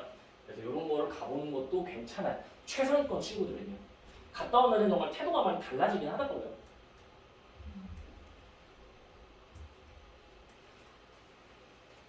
그리고 요 B 친구 같은 경우에는 어떤 유형이냐면은 얘네가 좀 약간 전형적인 좀 약간 학원 유형이긴 하거든요. 그래서 그러니까 자기 주도성은 없어요. 근데 시키면 잘하는 애들인데 사실 얘들도 그렇게 어려운 타입은 아니에요. 그러니까 옆에서 옆에 있는 애들 공부하잖아요. 그러면 자기도 해요. 그리고 잘 시키기만 하면 잘하는 학생들이에요. 근데 얘들 중에 좀 약간 성향을 좀 약간 잘 봐야 되는 게 그 공부는 잘하는데 멘탈이 약해서 그러니까 실제로 그 제가 지도하는 친구 중에 한 명은 그러니까 대치동에 있는 학교에서 등급이 잘 안 나온 것도 아니야. 한 2점 초반대가 나왔거든요. 멘탈이 터진 거예요. 여학생인데. 그래갖고서 그냥 그때부터 그냥 거의 좀 약간 이게 좀 약간 우울해가지고서 그 다른 지역에 있는 학교로 전학을 갔거든요. 거기에서 이제 행복하게 전교 1등을 하고 있어요. 이런 친구들 같은 경우에는 그 멘탈이 약한 친구 같은 경우에는 자기 기대감에 비해 성적이 안 나오지 않도록 좀 약간 고교 선택을 좀 잘해주는 게 좀 중요하기는 해요. 그리고 이런 애들은 좀 약간 독서나 좀 약간 계획표 세우는 걸 좀 약간 잘 안 하는 친구들이거든요. 근데 이런 친구들은 뭘 해줘야 되냐면은 환경을 공부 잘하는 일단은 환경, 잘 할 수 있는 환경 세팅을 잘 해주시는 게 중요해요. 학원 세팅 혹은 멘탈이 좀 강하다면은 고등학교에서 옆에 공부하는 애들 세팅해주는 게 가장 중요하고 이 습관을 잡아주는 게 되게 중요해요. 이게 습관이 제가 지금 운영하고 있는 프로그램이 뭐냐면요. 애들을 이제 일주일에 한 번씩 상담을 하고 그러니까 매일매일 학습한 걸 인증을 하고 계획표를 같이 세워주고 그러니까 그걸 입시에 맞춰가지고 할 수 있게 하는 거 이런 거를 하는 프로그램을 제가 거기 다원에서 이제 총괄해서 이제 운영을 하거든요. 근데 거기에서 이제 제가 항상 강조하는 게 뭔가 특별한 게 아니라 애들 학습 습관 잡는 거를 해요. 그러니까 애들이 목표도 없이 그냥 학원 숙제 이렇게 하다가 그 학원에서 시험 보고 멘탈 털리고 막 그런 경험을 하는 게 아니라 내가 지금 내 단기 목표는 뭐고 장기 목표는 뭔지 이거를 파악한 다음에 그때까지 뭘 끝낼지를 계획해서 그걸 성취해서 성장하는 경험을 하는데 그거를 습관으로 잡아줘야 되거든요. 요거를 이제 가르치는데 이게 언제까지 되냐면요. 습관 잡아주는 게 진짜 제가 보기엔 중3이 마지노선이에요. 고등학교 1학년은 정말로 머리가 정말 클 대로 커가지고서 이 습관보다 일단은 자기의 공부 철학이 더 중요해지는 때거든요. 그리고 습관 같은 경우에는 중학교 3학년 때까지 잡아주는 게 좋은데 어떻게 잡아주면 되는지 뒤에서 좀 설명을 드릴게요. 그리고 독서도 좀 습관이 될 수 있도록 이런 친구들은 야 너 시간 될 때 좀 책 좀 읽어라 라고 하잖아. 절대 안 읽어요. 독서 플랜을 세울 수 있도록 옆에서 좀 지도를 해줘야 돼요. 이런 친구들. 그래서 아까 말씀드린 거고요. 그래서 일단은 학업 역량의 가장 이 재기에 좋은 척도 같은 경우에는 모의고사예요. 그래서 우리 아이가 만약에 중학교 3학년까지의 과정을 끝냈다라고 하면은 요게 고등학교 1학년 3월 모의고사가 중학교 범위의 모의고사거든요. 그러니까 이 지역에서만 그러니까 중학교 때만 경쟁을 하는 게 아니라 사실 중학교 때는 너무나 해피하잖아요. 왜냐면은 90점만 넣으면 다 A잖아요. 근데 고등학교 때 같은 경우에는 몇 % 안에 들어야지 우리 아이가 최상위 점수를 받을 수 있죠? 4% 안에 들어야지 1등급을 받을 수 있어요. 그리고 11% 안에 들어야 2등급을 받을 수 있는데 11% 안에 들어야지 인서울이 되는데 이게 중학교 때는 그런 거 감이 잘 안 잡히잖아요. 그래서 기준을 좀 잡아줘야 되는데 그래서 항상 이 모의고사를 좀 곁에 놓고서 내가 전국에서 몇 % 안에 드는지에 대한 척도를 항상 잡아줘야 되고 그 모의고사 기준으로 학업 역량이 잘 돼 있으면 사실 내신도 잘 보는 게 사실이에요. 그래서 요거 항상 아이들한테 모의고사에 대해 가지고서 인지를 시켜줘야 돼요. 그리고 내가 진도를 나갔다라고 하면 그 범위까지 일단은 그래서 중상도까지 최대한 빨리 빼고 모의고사를 경험시켜 주는 게 그러니까 아이들이 자기 위치를 알고 뭘 공부해야 될지에 대해 가지고 감을 잡을 수 있는 지표인 거죠. 아니 근데 사실 이런 얘기는 조금 PPT고 입시 얘기라 살짝은 좀 지루하잖아요. 뒤에 가서 진짜 조금 그 우리가 진짜 고민이 뭔지는 좀 뒤에 가서 얘기를 해봐야 되는데 시간이 지금 아이고 제가 말이 너무 많아서 또 이렇게 시간이 많이 갔네요. 빨리빨리 할게요. 국어 같은 경우에는 중등 국어를 1, 2, 3학년 과정 있잖아요. 요거를 그냥 EBS 기준으로 쫙 다 따라하기만 하면 중등 국어에서 문학, 비문학, 문법, 화작이 커버가 다 되거든요. 그래서 이 문법 같은 경우에도 중학교 때 열심히 해가지고서 내가 그냥 평가 문제집이랑 자습서까지 완자까지만 그냥 완벽하게 풀 줄 안다라고 하면은 고등학교 1학년 때 문법 하는데 별로 어려워하지 않아요.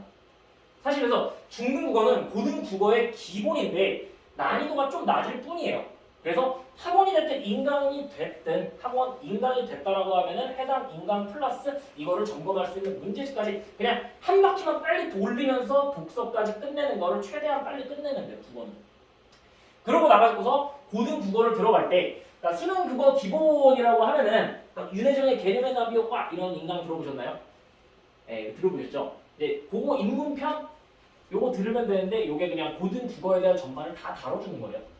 그거랑 동시에 이제 모의고사, 고등학교 1학년 모의고사를 기준으로 대체 비문학, 문학이랑 어떤 건가 알고 나가지고서 그 강의를 다 듣고 비문학, 문학, 뭐 예비 매상기, 예비 매상문부터 해서 커리큘럼 같은 경우에는 그냥 네이버에만 쳐도 다 나와요. 오늘 뭐 교재까지 다 정리해드릴 수는 없고요. 그러고 나서 비문학, 문학을 완벽하게 다 공부를 했다라고 하면은 이 중에 이제 선택할 과목까지 선택해가지고서 최대한 빨리 달리면 되는데 결국은 요거는 그 고등국어의 핵심 같은 경우에는 비문학을 잘하는 거거든요. 그래서 최대한 빨리 내가 중등국어를 끝내고 고등국어로 넘어가가지고서 고등국어는 대체 어떤 식으로 공부해야 되는지를 그런 이 기본 고등 수능 기본 강좌를 들어보면 아는데 그거를 듣고 비문학에 대한 연습을 지속하는 걸 최대한 빨리 시작하면 돼요. 그런 동시에 이 색깔이 왜 검은색으로 해야지? 안중에 뭐 이게 빨간색으로 해놨어야 되는데 독서가 사실은 그러니까 비문학 하는데 너무 중요해서 그러니까 초등학교 때부터 그러니까 초등학교 한 진짜 3학년 때부터 손잡고 좀 도서관 좀 많이 애들이랑 갔으면 좋겠어요. 도서관 가서 책 그냥 같이 읽고 얘기하면 애들이 생각보다 좋아하거든요. 그래서 그거 읽고 초등학교 때는 뭐 정리하고 그런 거 하지 마시고 그건 중학교 때부터 하면 되니까 그런 거 읽고서 그냥 부모님과 그거에 대한 대화들 같은 거 많이 해보시는 거 도움이 많이 될 거예요. 근데 이제 고등학교 가서는 수준별 독서라고 나와 있는데 독서는 어떤 책을 읽을지에 대한 거는 아이들이 선택하는 게 더 좋아요. 도서관 가서 목차 보고 한 목차 중에 의미가 있는 거 한 3-4장 읽었을 때 잘 읽히는 거 그냥 이런 거 기준으로 하시는 게 가장 좋고 그럼에도 불구하고 나는 좀 아이들이 좀 심층 독서를 하고 싶다라고 하면은 그 서울대에서 입시 관련해 가지고서 아롤이라는 사이트에다 정리해놨거든요. 거기 가면은 이제 서울대 애들이 학과별로 읽은 탑 도서 같은 거 다 정리돼 있으니까 거기서 그런 거 참조해가지고 그냥 보시면 돼요. 그래서 다시 한번 정리하자면은 국어 같은 경우에는 중등국어는 고등국어의 기본이에요. 그래서 중등국어 같은 경우에는 인강 사이트마다 뭐 엠베스트부터 EBS까지 그냥 순서대로 다 돼 있거든요. 순서대로 최대한 빨리. 근데 요것만 그냥 끝내면 돼요. 학원에서 보는 거는 그 학원 기준 테스트, 인강은 그냥 인강 문제집까지 빨리 끝내고 나서 고등국어로 빨리 안착을 해야 된다라는 거죠. 그래서 고등국어 안착했을 때는 고등국어 세팅 방법은 유튜브에 쳐도 많이 나오고 하니까 어쨌든 내가 모의고사를 기준으로 하는 고등국어까지 최대한 빨리 도달하는 거 이게 목적인 거죠. 그다음 이게 뭐 수학은 사실 너무 쉽지 않아요? 수학은 너무 선형적이에요. 그래서 그냥 내가 중학교 1학년에 대해서 개념, 유형, 심화를 했다라고 하면은 중학교 2학년, 3학년, 고1, 수, 상하, 수원, 수투, 개념, 유형, 심화 순으로 가면 되는데 뭐 사실 일단 선행 나갈 때 같은 경우에는 개념, 유형까지만 해주시면 되고 개념 유형으로 해가지고서 중3 수학까지 최대한 빨리 빼고 나가지고서 심화를 하는 동시에 고등학교 1학년 수학 개념 유형을 좀 중학교 때 최대한 빨리 들어가는 게 좋아요. 수학은 나중에 격차가 벌어지면은 솔직히 좀 쫓아내기 힘들어요. 그래서 이 뭐 선행이 얼마나 중요하냐라는 거에 대해서 선행에 구멍이 나 있으면은 안 하는 이만 못해요. 그래서 수학 같은 경우에는 이 기준을 좀 이거를 항상 제가 애들한테 습관을 잡으라고 하는데 학원에서 이제 그 수업 듣고 오잖아요. 그러면은 그 3일 후에 수학 오답 횟수 채우기라는 거를 계획표에다가 넣고서 이거를 습관으로 길러줘야 돼요. 이게 그 시험 보고 나면 오답 정리 다 하지. 그치? 오답 정리를 할 때 그러니까 틀리는 원인을 분석해 보면 한 3가지 정도가 나올 거야. 이게 한 번은 이게 개념이 제대로 안 돼 있는 친구들이 있는데 너는 그런 경우는 아닐 거야. 그리고 두 번째 경우 같은 경우에는 문제가 너무 어려운 거예요. 그래서 난이도에 대해서 적응이 좀 약간 안 된 거 이런 거는 이제 심화 문제를 풀면서 이 적응력을 높여가야 되는데 사실은 세 번째가 제일 많은데 그냥 틀렸던 문제 또 틀리는 거예요 대부분. 그래서 자기가 틀렸던 문제를 정확하게 알고 가지 못하는 습관. 그래서 이게 대치동 애들이 근데 진짜 많이 이래요. 왜냐면 학원 속도가 워낙 빠르니까 학원에서는 틀리잖아요. 그러면 이제 선생님이 설명하는 거 그냥 듣고 풀고서 다음 숙제를 해야 되기 때문에 이거를 다시 못 보고 넘어가는 거예요. 그래가지고 생각보다 선행 빨리 나가는데 구멍이 난 친구들은 이제 이런 습관을 길러주면 되는데 이게 뭐냐면은 이게 틀렸다가 마지막에 이렇게 채점을 하잖아요. 그러면은 3일 후에 틀렸던 문제는 다시 풀고 다시 채점을 하게 하는 거예요. 그러면은 다시 또 틀리는 문제들이 생길 거거든요. 이런 문제는 어차피 또 틀리게 되는 건데 그냥 다시 풀어보고서 그냥 이렇게 넘어가는 거예요. 애들이 그냥 틀린 문제를. 근데 그때 내가 몰라서 다시 풀었던 거는 다시 풀어봐야 되는데 이거를 기준을 안 잡아놓고 넘어가니까 이 문제를 나중에 틀리는 거거든요. 그래서 다시 채점을 하고 이렇게 만들어 놓은 다음에 자 요거를 이제 수학 갔다 온 날이 만약에 월수다라고 하면은 월요일날 갔다 온 것 중에 틀린 거를 목요일날 진행을 시키는 거예요. 그러면은 이 수요일날 한 거 같은 경우는 토요일날 진행하게 되겠죠. 토요일날 이렇게 다시 틀렸던 문제 또 풀려고 하는 거예요. 그래서 이게 자기주도 학습적 관점에서 봤을 때 틀렸다 이렇게 스스로 하나 동그라미 된 거를 이제 우리가 이걸 오답 1회라고 하거든요. 이 오답을 몇 회를 해야지 우리 아이가 이 문제를 기계적으로 풀 수 있는가를 파악을 하신 다음에 이 오답 횟수를 몇 회 채울 수 있는 학습을 하도록 계획표에다 꼭 반영을 해주셔야 돼요. 수학은 사실 이걸 정말 잘해야 돼요. 그래서 이렇게 선형적인 순서로 가면 되는데 이 유형 문제에 대해 가지고서 저 오답 횟수 채우기가 다 센 수학에 대해서 돼 있다라고 하면 그냥 다음 단계로 넘어가시면 돼요.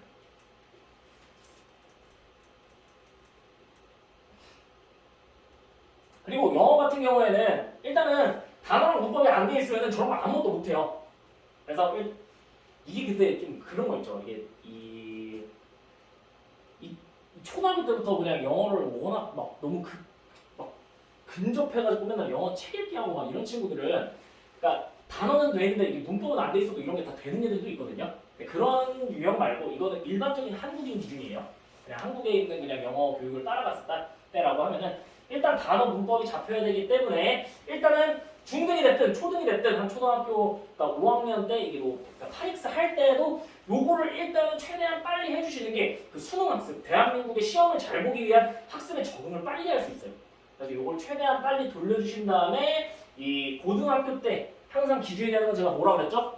모의고사 잘하는 애들이 결국은 내신도 잘 보는데 그러니까 모의고사 잘하는 애들이 내신을 잘 보는데 근데 물론 이제 암기의 영역과 그리고 또 하나 서술형이라는 게 좀 추가가 되죠. 학교마다 이제 그 서술형 유형이 많이 다른데 이 서술형 연습까지 요걸 이제 세팅을 해주시면 돼요.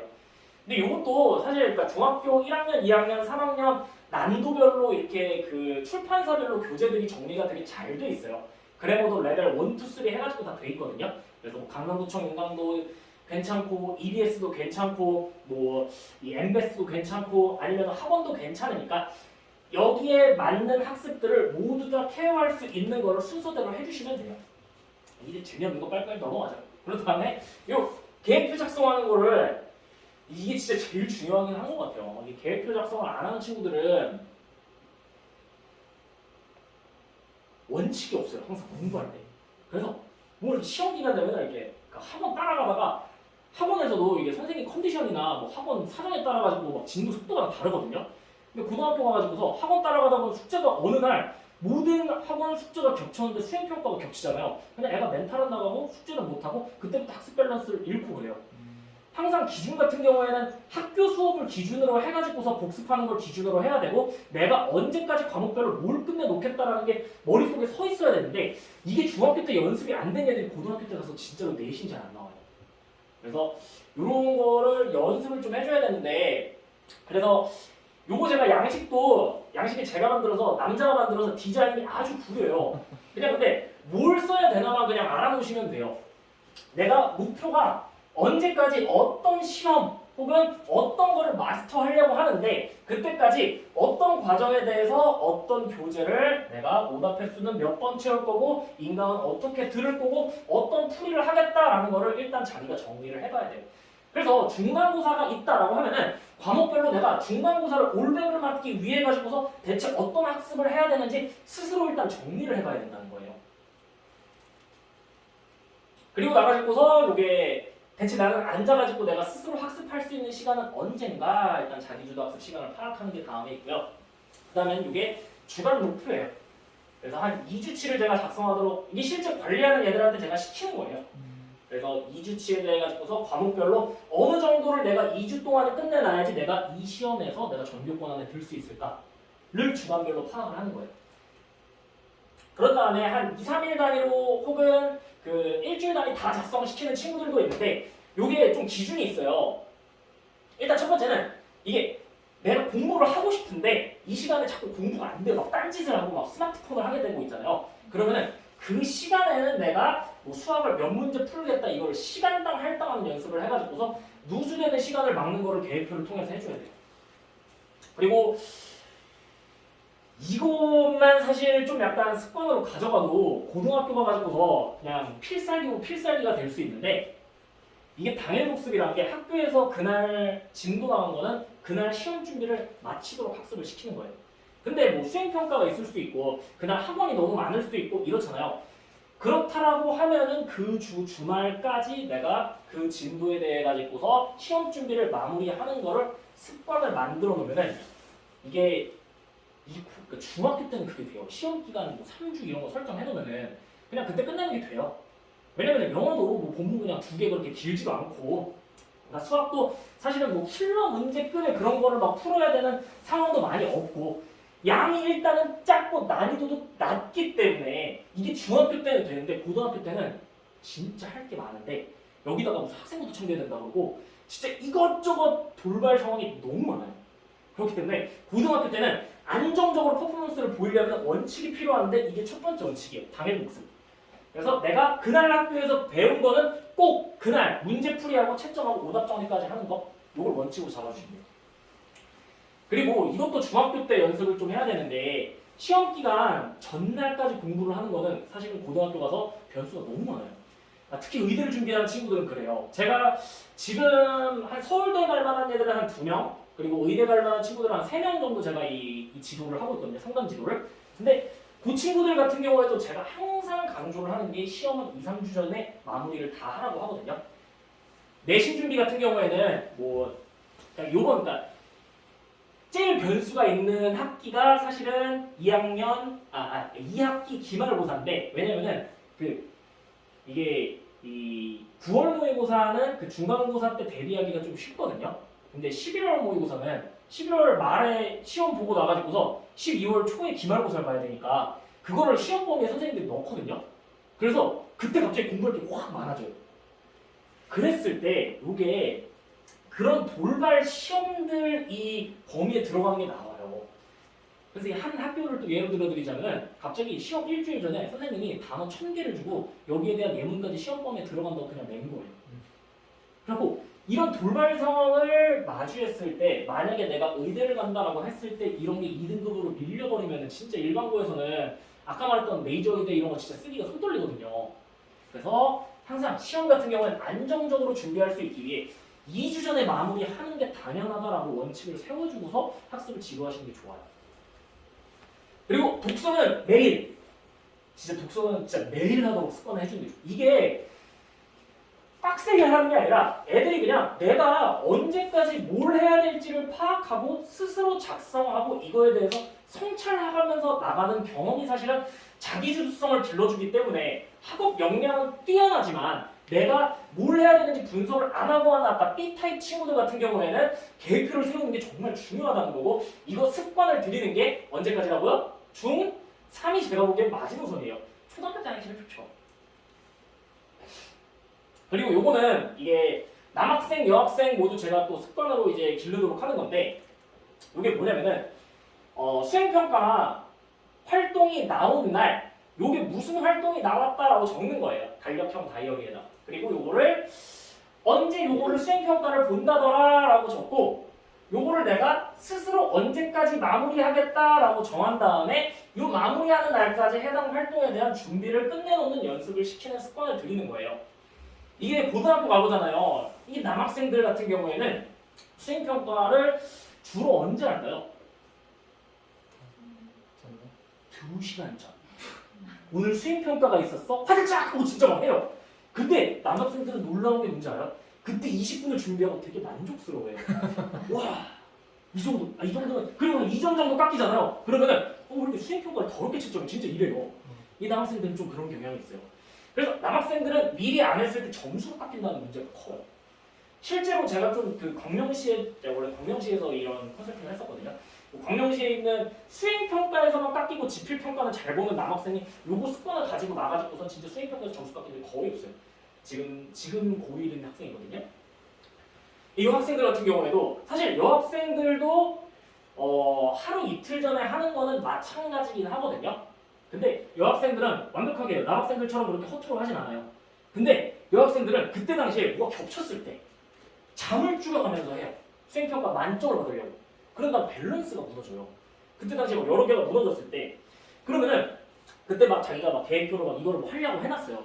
근데 수행평가 때문에 그걸 밀려요. 그러면은 그런 스트레스가 이렇게 막 연속적으로 쌓이거든요. 이런 게 이제 쌓여가지고 빵 터져요. 그래갖고 막 하루를 막 날리고 이러거든요.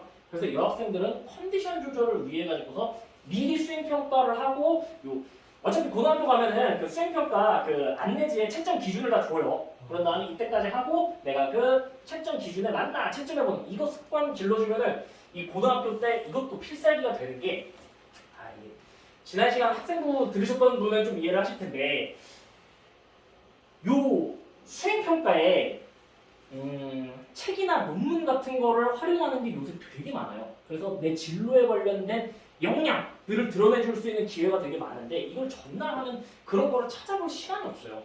근데 미리 하면은 내가 해놓고 나가지고서 여기에다가 책이나 논문을 찾아가지고서 이런 걸 녹여내야 되겠다는 계획이 이 뒤에 나오려면은 이걸 미리 해야 되는데 수행평가가 나오고 저는 이틀에서 3일 내에 다 끝내도록 지도를 하거든요.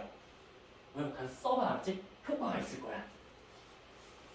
그럼 또 말씀드릴게요. 이런 설명 같은 거 있잖아요. 그러니까 애들이 너무 머리가 굵어지지 않았다라고 하면은 이렇게 설명에 같이 오는 거 진짜 정말 좋은 거예요. 이런 거 사실 학생들이 들어야 되긴 하거든요. 사실 학부모님들이 듣는 건가. 그리고 이 친구들 같은 경우에는 조금 약간 속도는 느린 친구들이에요. 그러니까 막 공부를 막 시키면 엄청 빠르게 하는 친구들은 아닌데 그래도 하려고 하는 좀 약간 의지가 있는 친구들. 그러니까 이런 친구들은 좀 약간 회복력이 좀 약간 강하죠. 독서도 열심히 하고 학교에서도 인싸기질을 보이는 애들인데 근데 얘들은 사실 공부 안 해도 사실 어디 가서도 저는 진짜 성공할 만한 애들이라고 보거든요. 그래서 막 말도 잘하고 막 이런 데 그냥 공부만 좀 못하는 건데 너무 이거 가지고서 저는 애들을 막 그냥 맨날 집에 가서 막 등등만 갖고 이렇게 쥐잡듯이 하면은 오히려 가장 중요한 게 건강이랑 가족이라고 저는 생각을 하는데 가족이랑 관계도 안 좋아지고 그냥 이런 친구들은 진짜로 자기가 이룰 수 있는 계획만큼 세워서 그거 성취하는 것만 반복시켜주면은 진짜 행복하게 잘 살 애들이에요. 그래서 애들은 속도에 집착할 필요가 없어요. 그러니까 애가 막 의욕 넘치고 너무 인싸기질이 있는데 조금 약간 공부를 좀 못한다 라고 하면은 현행을 중심으로 하되 얘네들도 근데 언젠가 그러니까 공부라는 게 그러니까 영역마다 애들이 잘하는 거 못하는 게 다 있거든요. 그런 영역 중에 잘하는 거 같은 경우에는 조금 속도를 내주고 못하는 거 같은 경우에는 이 현행하고 있는 거라도 완벽하게 할 수 있게 지도를 하는 게 좀 약간 좋아요. 이 친구들은. 아까 얘기했던 그 선행 플랜 쫓아가려고 해가지고서 같이 부모님이랑 막 이렇게 상담을 하잖아요. 이렇게 애들이랑 이렇게 엄마랑 이제 오는데 한 1년 전에 왔을 때 같은 경우에는 막 엄마랑 친하고 그러는데 이제 고등학교에 가니까 엄마는 답답한 거예요.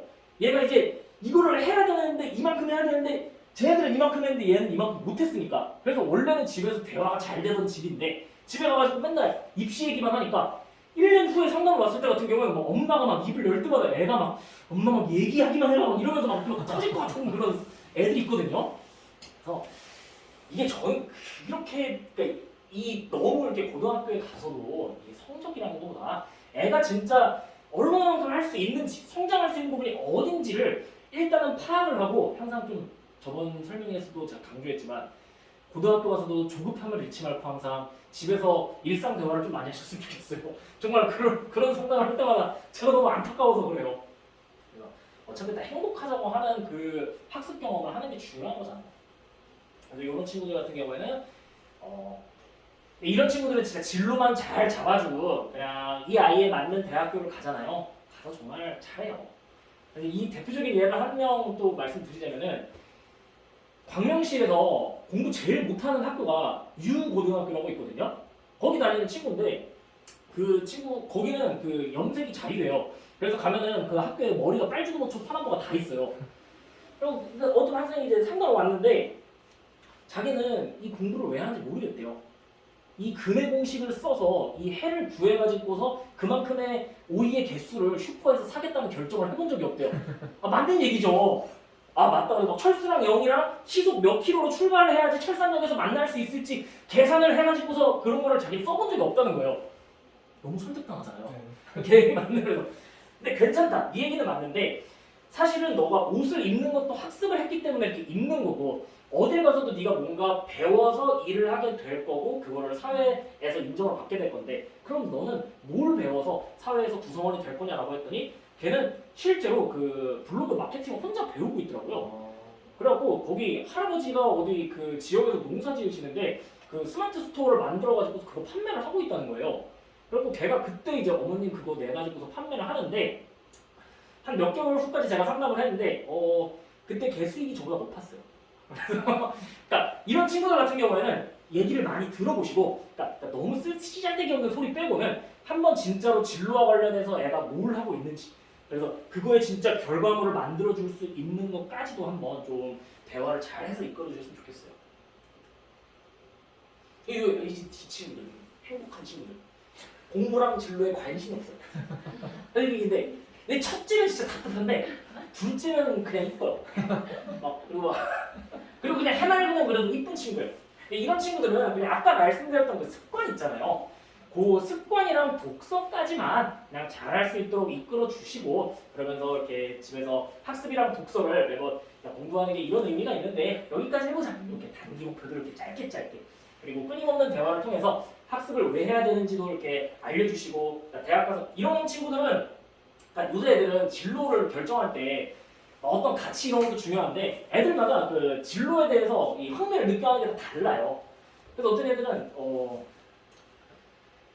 한 학생이 공부를 하게 된 계기 제가 걔한테 너는 장래희망이 뭐냐라고 했더니 중산층이요. 그래? 중산층이 뭔데? 라고 했더니 집과 차가 집이 작아고 차가 있는데 자기한테 빚이 없는데 월급이 얼마나 이런 얘기를 하는 거예요. 그리고 너 근데 그게 돈이 얼마나 필요한지 알아? 라고 했더니 그건 모르겠대요. 어디서 읽었대요. 그런 얘기 들었대요. 그래서 걔는 그때 광명시에 살 때였는데 거기 앞에 있는 그 레미안의 자가 시세 그리고 걔가 몇 평 살고 싶은지도 얘기를 해가지고서 그거 자가 시세로 했을 때 차는 뭐 갖고 싶냐 해서 차 모델도 다 알아봤어요. 그러니까 옵션까지 다 알아봐서 그렇게 해서 그 금액을 잡았을 때 네가 몇 년간 어떤 직업에서 벌어야 되는지 제가 직업별로 해서 다 보여줬거든요. 그랬더니 얘가 와 선생님 인생이 생각보다 쉽지 않네요 라고 하면서 그때 자극받아가지고 공부를 시작을 했거든요. 정말 그러니까 어떤 걸로 아이들이 동기부여를 받고 좀 약간 진로에 대해서 파이어가 될지 몰라요. 그래서 이런 친구들은 되게 다각적으로 왜 학습을 해야 되는지 같이 그냥 대학도 한번 가보시고 진로에 대한 고민도 해보시고 공부를 그래도 어느 정도까지는 이만큼은 해보자 라는 걸 협의를 해나가면서 하시면 돼요. 이런 친구들 중에도 가끔 적절한 선행을 했을 때 선행을 재밌어하는 친구들이 있으니까 그러니까 조금 약간 아이가 좀 막 공부에 흥미를 못 느낀다라고 해도 현행을 하고 있는 거에 이것도 한번 해볼래? 라고 하는 것도 효과가 있는 경우도 있어요. 그리고 아까 10점 같은 경우에는 이제 학업 역량이라고 해서 아이들이 공부를 잘하는 거 그래서 공부를 잘하기 위해서 이러한 습관을 아이의 성향들별로 길러줘라를 말씀드렸고 두 번째 같은 경우는 너무 길게 했죠. 제가 금방 끝내드릴게요. 근데 이런 얘기가 있어요. 그 아이의 집중력과 지능은 모계 유전이래요, 부계 유전이래요? 모계 유전이에요. 어머니들 지금 만약 힘들어하신다. 그럼 아이들의 집중력이 1시간 반일 수 있다는 거예요. 부계 유전은 아이의 성향이래요, 성향. 우리 애가 조금 약간 다혈질인 것 같다. 이런 성향이 부계 유전이라는 조사 결과가 그렇대요. 자, 다음은 이제 학업 태도 같은 경우에는 요게 아까 책 읽기에 관련된 거예요. 각 과목들별로 내가 이 깊이 있는 독서나 아니면 그 과목에 대한 심화된 내용을 학습하고 학생부에 녹여냈냐 이런 거거든요. 그래서 요거는 평소에 진로에 관련돼 가지고서 그냥 독서랑 관심 있는 주제들을 탐색을 좀 자주 해주시면 돼요. 주제 탐색은 저번에도 말씀드렸지만 가장 좋은 사이트는 DBpeer예요. DBpeer가 요 논문 볼 수 있는 사이트들이거든요. 그래서 학교별로 이렇게 계정이 다 있어요. 학교 어디 다니니? 전중.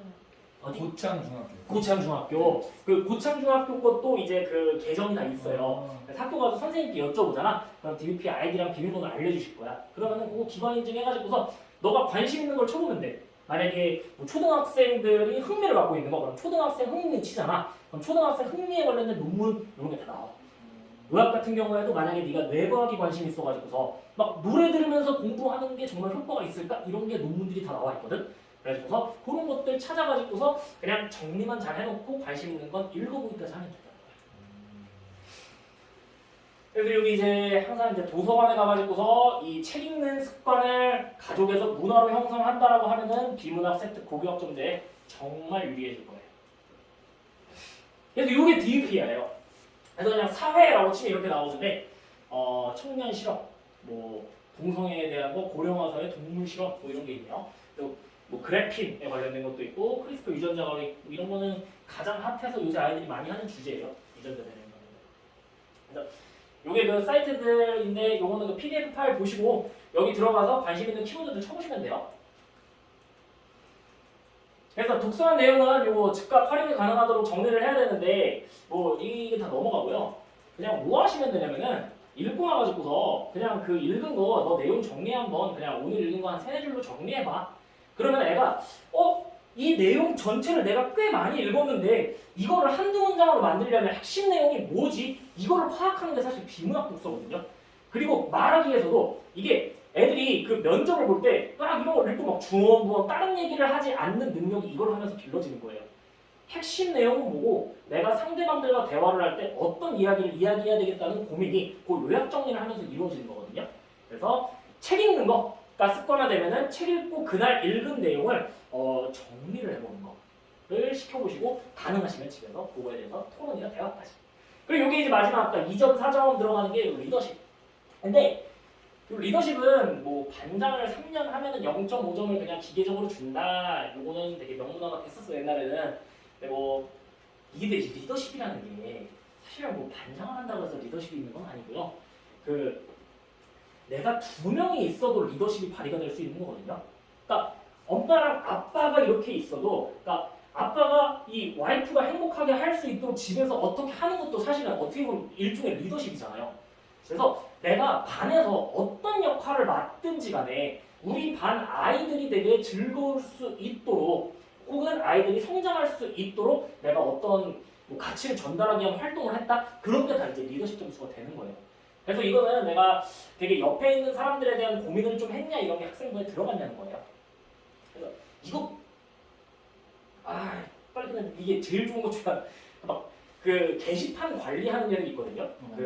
그 학급에서 그런 거 그게 진짜 되게 쉽더라고요. 이게 애들 막 교사한다는 친구들 같은 경우에는 아이들이 진로 관련해가지고서 일주일에 진로 바꿔가서 한 3가지 정도의 책씩 이 진로에는 이런 책들이 왜 읽어보면 좋은지 이런 거 막 소개해주고 막 과학 같은 경우에 이공계열 진로가 하는 친구들은 아이들이 보면 좋을 과학 원리 혹은 뭐 청소년의 건강이 돼가지고서 막 스마트폰이랑 요 커피랑 이런 게 의학적으로 안 좋은 이런 막 칼럼 같은 걸 막 자기가 써서 게시판에 막 게재하고 막 그러더라고요.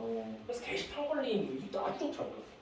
그리고 개인 소양 같은 경우에도 다양한 이제 활동들을 하는데 멘토멘티 활동을 할 때 정말 어떤 따뜻한 마음을 갖고 아이의 난이도에 맞춰서 정말 어떤 걸 해줬는지 이런 것들이 학생부에 다 녹아나는데 이런 건 점수가 그렇게 크진 않지만 충분히 이런 부분에서도 우리 아이가 진짜 착한 애들 있잖아요.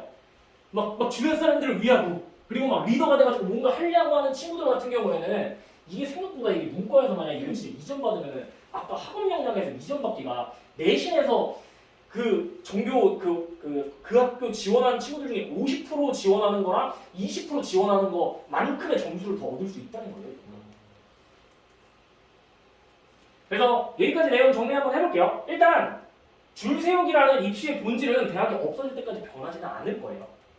그랬을 때 국영수에 대한 역량과 진로과목 역량과 독서 역량을 길러줘야 되는데 아이의 성향에 맞게 학습 플랜을 세워서 잠재력이 발현되도록 하고 좀 지치지 않는 학습을 할 수 있도록 해줘야 돼요. 그래서 상위권이 될 학생들은 좀 약간 가능할 만큼 속도를 좀 내보고 자기주도성이 없는 친구들은 아까 얘기했던 수행평가와 학습에 관련해서 계획표랑 아까 그 활동 노트라고 하거든요. 미리 자기가 스스로 마무리를 지정하는 거요. 이 습관이랑 이런 걸 조성해 줄 필요가 있어요. 그리고 독서는 많은 학습들이랑 대학들이 뽑는 전형의 기본이 되는 경우가 많아요. 책과 친해지고 이거를 항상 정리하는 습관을 좀 길러봤으면 좋겠어요. 그리고 이 학업 역량이 없는 학생이 요행으로 대입을 성공한 케이스. 아까 그 말씀드렸던 이 입학사정 과제 학종 중에 좀 약간 특정 도움을 받아서 해야 되는 거 그런 요행을 그건 아주 적은 케이스이기 때문에 흔들리지 않으셔도 돼요. 그래서 뭘 해야 될지 독서 학습해야 될 것들 이제 알았으니까 요거를 습관화 해가지고서 좀 달려주시면 좋을 것 같아요. 그래서 요거를 오늘 한번 얘기를 해보려고 했는데 우리 애는 머리가 좋은가는 이게 보시면 아시잖아요. 근데 진짜 저는 이제 머리가 좋은가에 대해서 우리 애가 좀 약간 머리가 좀 약간 안 좋은 경우에 대해서 좀 약간 얘기를 좀 해보고 싶었는데, 그러니까 이런 친구들 같은 경우에도 진로를 잘 잡아주고 고등학교 때 이 적합한 성장 정도를 했을 때 대학에 가가지고서 아이가 정말 이 성장 경험을 올바르게만 했다라고 하면은, 그러니까 그 제자들이 이 대학교에 가가지고서 오히려 그냥 진짜 막 공부를 하면서 맨날 그냥 성적에다가 그냥 그 낮았을 때 그거에 대한 비교만 당하는 친구들은 오히려 열등감이 생기고 막 그러니까 대학교 가서도 맨날 그 기준만 생각하다 보니까 되게 피곤해하는 경우가 많거든요. 이게 살면서. 그래서 우리 아이가 조금 약간 이 학업 역량이라고 해요. 이걸 머리가 안 좋다는 거를. 그런 게 부족해도 우리 아이의 진로랑 그러니까 우리 아이가 그러니까 어느 정도 성장할지 파악해가지고 그 성장 경험을 꼭 해줬으면 좋겠고, 언제부터 시작해야 될까 같은 경우에는 빠를수록 좋다가 사실 답이에요. 그래서 그러니까 우리 아이가 좀 선행이나 뭘 해보려고 할 때 일단 빨리 해보고 아니잖아요. 그러면 현행하시면 돼요. 근데 이 잠재력이라는 거는 사실 그러니까 초등학교 1학년도 가지고 있거든요. 그래서 저는 초등학교 1학년 때도 만약에 아이가 욕심낼 수 있는 건 좀 빨리 해보고, 만약에 그때 가서 아이가 좀 약간 힘들어하거나 안 맞다라고 하면 속도를 줄이더라도, 그래서 한 초등학교 5학년 때부터 만약에 우리 아이가 좀 약간 속도를 내보는 걸 한번 시켜보시는 거를 저는, 그래서 좋은 고등학교에 가는 것도 일단은 준비를 해보시고, 만약에 이게 안 맞으면 그때 가서 전략을 변경하더라도 이런 것들은 좀 선행이나 좀 약간 이 잠재성을 발휘될 수 있는 그런 플랜을 한번 세워보시는 건 나쁘지 않다고 생각해요. 김포의 상위권 대학에 진학하기 가장 유리한 방법은 뭘까요? 김포. 네. 좋은 고등학교. 그렇죠. 좋은 고등학교에 가서 좋은 성적을 받는 거겠죠. 그래서 이 김포에서 대학 가기 가장 유리한 방법은 일단은 아까 말씀드렸던 플랜 A인 그 학생부 종합전형이 별 가능성이 되게 높아요. 그래서 이 학습에 대해서 잘 챙기면서 사실 그 학생부는 제가 저번 시간에 좀 자세하게 설명드렸잖아요. 어떻게 영역별로 어떻게 관리해야 되는지. 그건 영상이랑 그 PDF 파일 보시면 되는데, 이런 거는 근데 생각보다 시간을 엄청 투자해야 되는 건 아니에요. 그냥 그 학생부 관리하는 거 같은 경우에는 그건 진짜 성실성의 영역이거든요. 자기가 하려고만 하면 진짜 잘 나와요. 그거를 잘 챙기면서 내신을 잘 따고, 그리고 이 수능이라는 게 그냥 일반고에 가서 내신 따다 보면 옆에 있는 환경을 좀 영향을 많이 받거든요. 그래서 수학 정도는 내가 조금 이제 일반고에 가가지고서 한다라고 해도 이 상위권 고등학교랑 이렇게 경쟁할 수 있는 종합반 같은 데 가가지고서 거기 내에서 좀 경쟁할 수 있는 환경을 마련해서 정시에 대한 걸 좀 놓지 않는 애들. 그래서 일단은 학생부 내신이랑 학생부 관리를 잘 하는데 정시에 대해서 끈을 놓지 않는 거, 이게 일단은 중학교 1학년까지는 지금 수시랑 정시를 병행하는, 수능이랑 내신을 병행하는 전형이 제일 유행인 시대거든요. 그래서 세 가지를 다 잘하는 친구들이, 근데 아까 아버님 말씀하신 것도 되게 유효한 거예요. 그래서 아까 말씀드렸듯이 그 학교에서 몇 명이 그 대학에 지원하냐가 중요하니까 그런 이 상위권 고등학교에 진학했을 때 같은 경우에는 그만큼의 메리트가 있는 거죠. 근데 거기에 그만큼의 들면. 그래서 또 무슨 얘기를 해볼까 해서 추천받은 이거 주제를 한번 얘기를 해보려고 했는데, 다들 1시에 식당 예약들이 있으시죠? 최선당 가셔야 되니까 혹시 혹시 그냥 질문 있으시거나 얘기해보고 싶으신 거 있으시면 네. 네, 선생님 근데 지금 방금 말씀하신 것처럼 김포구에 가서 네. 좋은 데 가는 게 가장 좋은 방법인데 네. 만약에 내 아이가 김포구에 갔는데 운이 안 좋게도 막 25등 막 이렇게 해버린다면 네. 그러면 어떻게 할까요? 네, 이게 네. 이런 거예요. 그래서 이게 학업 역량을 잘 봐야 되는 게, 그래서 제가 모의고사를 봐오라는 거예요. 그러니까 모의고사를 봤을 때 얘가 전국에서도 그냥 4% 안에 들 그냥 1등급을 받는 정도가 된다. 그게 기준이 기준을 좀 잡아드리면은 네. 그러니까 선행을 했을 때 일반적으로 수원 수투까지 선행하잖아요. 그러니까 수원 수투까지 선행을 하고서 그러면 고등학교 2학년 11월 모의고사를 보거든요. 고2 11월 모의고사 기준으로 봤을 때 애가 1등급 컷 언저리에 있다라고 하면은 김포 가서도 잘할래. 그렇지 않으면 그냥 장기고나 다른 걸로. 그런데 가가지고서 그 정시의 끈을 놓지 않도록 좀 연합반 하나 정도 껴주는 거 그런 전략을 쓰시면 좋죠. 그래서 근데 이런 건 있어요. 근데 플랜 B를 항상 우리가 우선으로 가져가면 안 되기 때문에 이런 말씀을 제가 드리기 조심스러운데 2학년 1학기 때까지는 어차피 내신 그냥 전력 질주하는 거거든요. 그리고 나가지고서 내가 이 내신에서 2학년 2학기 때까지 올려봤을 때 내가 원하는 고등학교가 안 된다 라고 하면은 그때부터 멘탈 강화를 빡 한 다음에 학교 거 다 버리고 정시할 준비하면 돼요. 쉽지 않아요. 학교에 선생님들이 무슨 말씀을 하시던 간에 정시 공부를 하는 거거든요. 그런 친구들은 멘탈 진짜 써야 돼요. 정시하는데. 그럼 그네들 학교를 안 다니고 아니면 학교 가서 자기 혼자 공부하고. 학교 가서 자기 혼자 공부하는 자기 거예요. 혼자 선생님한테 터치하지 말라고 하고요. 네. 근데 이제 뭐 그럴 순 없죠. 이게, 네. 이게 사람 사는 삶인데 선생님 존중해야 되잖아요. 이게 그러니까 사회 공부인 수학 공부를 하는 거죠. 근데 그게 진짜 필요해요. 정시를 하는 애들은요.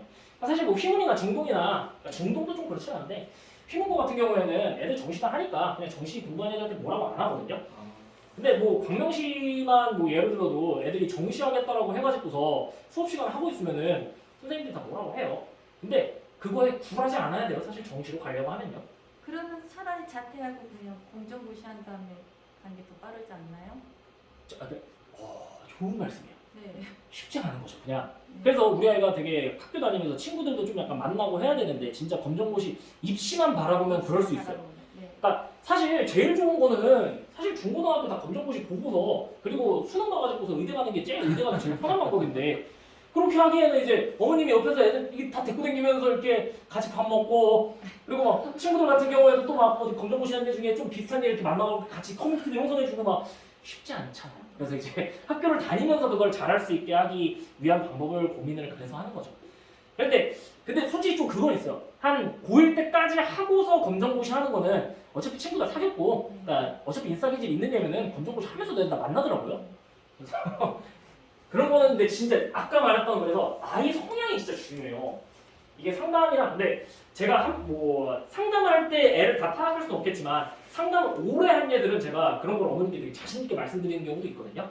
근데 그 아이들 성향은 어머님 부모님들도 잘 아실 거니까 그때 가서 우리 아이가 어느 학교에서 적응을 잘할 건지, 그러니까 엉덩이는 얼마나 무거운지, 수능을 할 수 있는 건지 이런 거를 종합적으로 판단을 해야죠.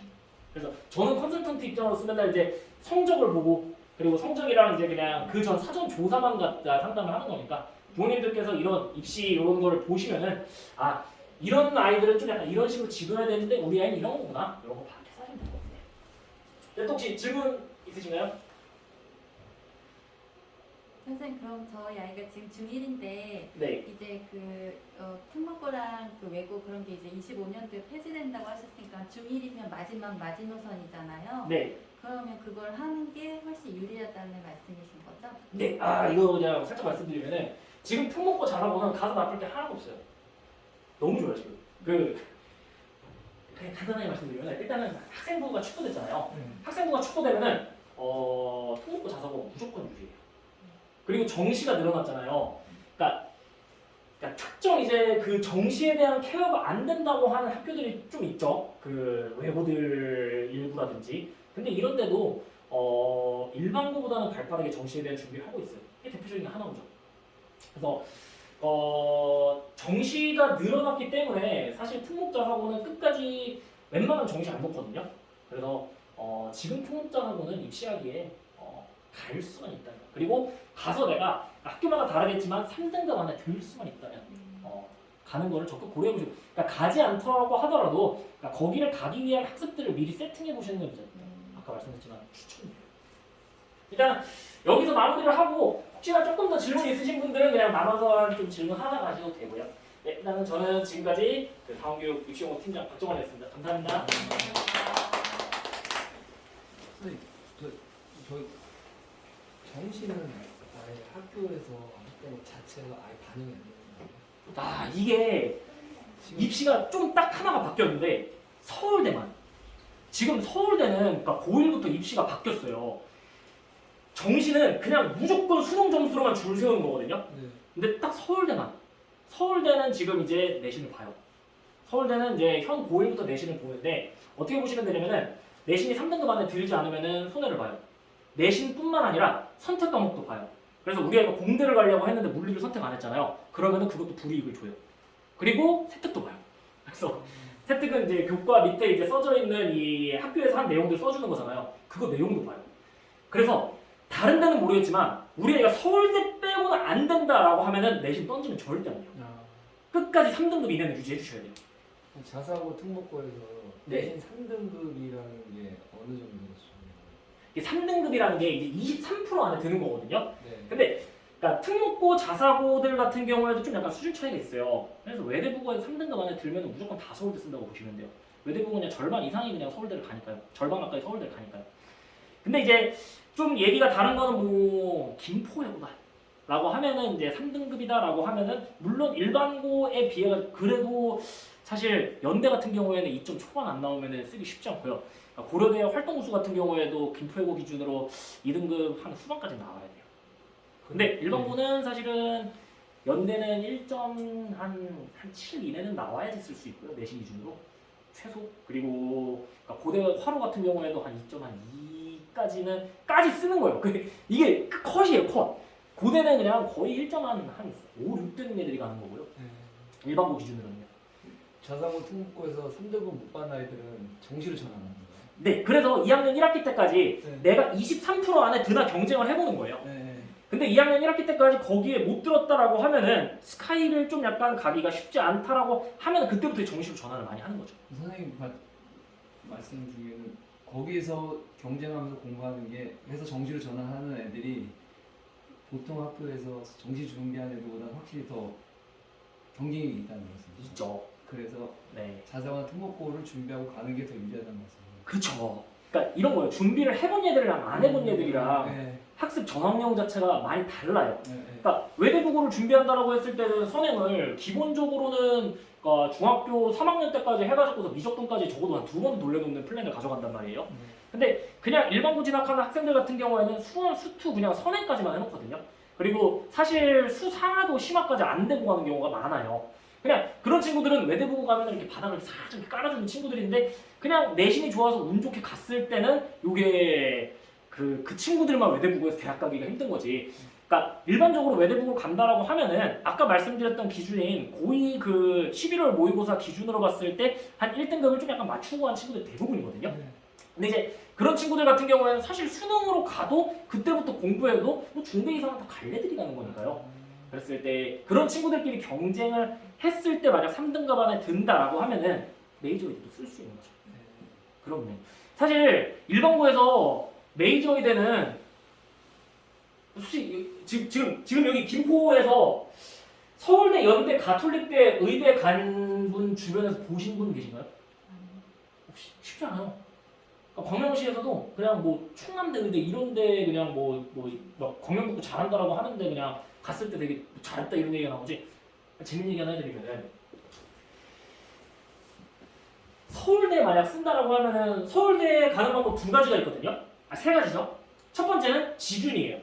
그러니까 지역균형 전형이라고 해서 그 학교에서 문과 1등, 이과 1등 추천받아가지고서 쓸 수 있는 전형이거든요. 그래서 그건 내신 1등만 쓸 수 있는 거예요. 그랬을 때 일반고 학생들 같은 경우에는 이 전형으로 거의 서울대를 가는 거거든요. 그러니까 일반 전형이라고 해서 그냥 내신 안 좋은 애들도 써가지고서 경쟁해서 막 면접 보는 거 있잖아요. 그럼 면접 자체가 난이도가 헬이에요. 그냥 막 수학 진짜 엄청 어려운 문제를 그냥 말로 증명해야 되는 면접이에요. 그래서 우리가 지역균형 전형으로 가야 되는데 지균으로 김포나 광명에서 서울대 의대 쓴다 그러면은 지균 안 준다 그래요. 왜냐면 학교에서 의대를 그러니까 서울대를 쓸 수 있는 카드가 하나인데 의대 어차피 안 될 거라 가지고 안 준다 그러는 거예요. 그래서 전기전자 안 쓰면 안 준다 막 이래요.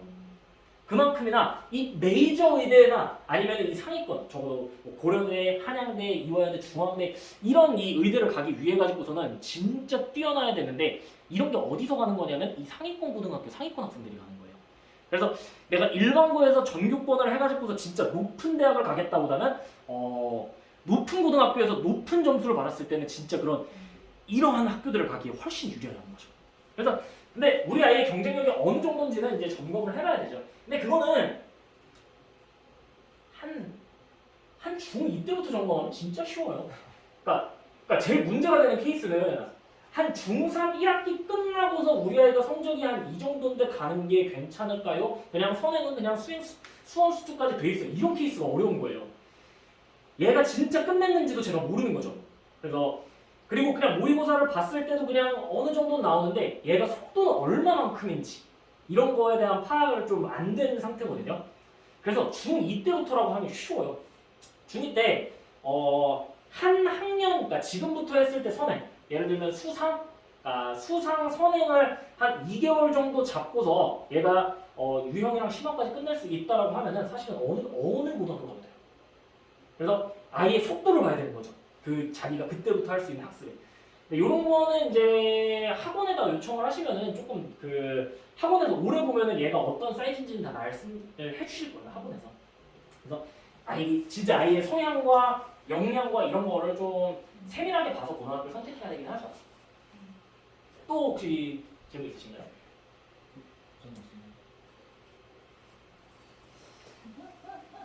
의대 갈만하지? 저마다 이게 노대로 준비만 하면 돼.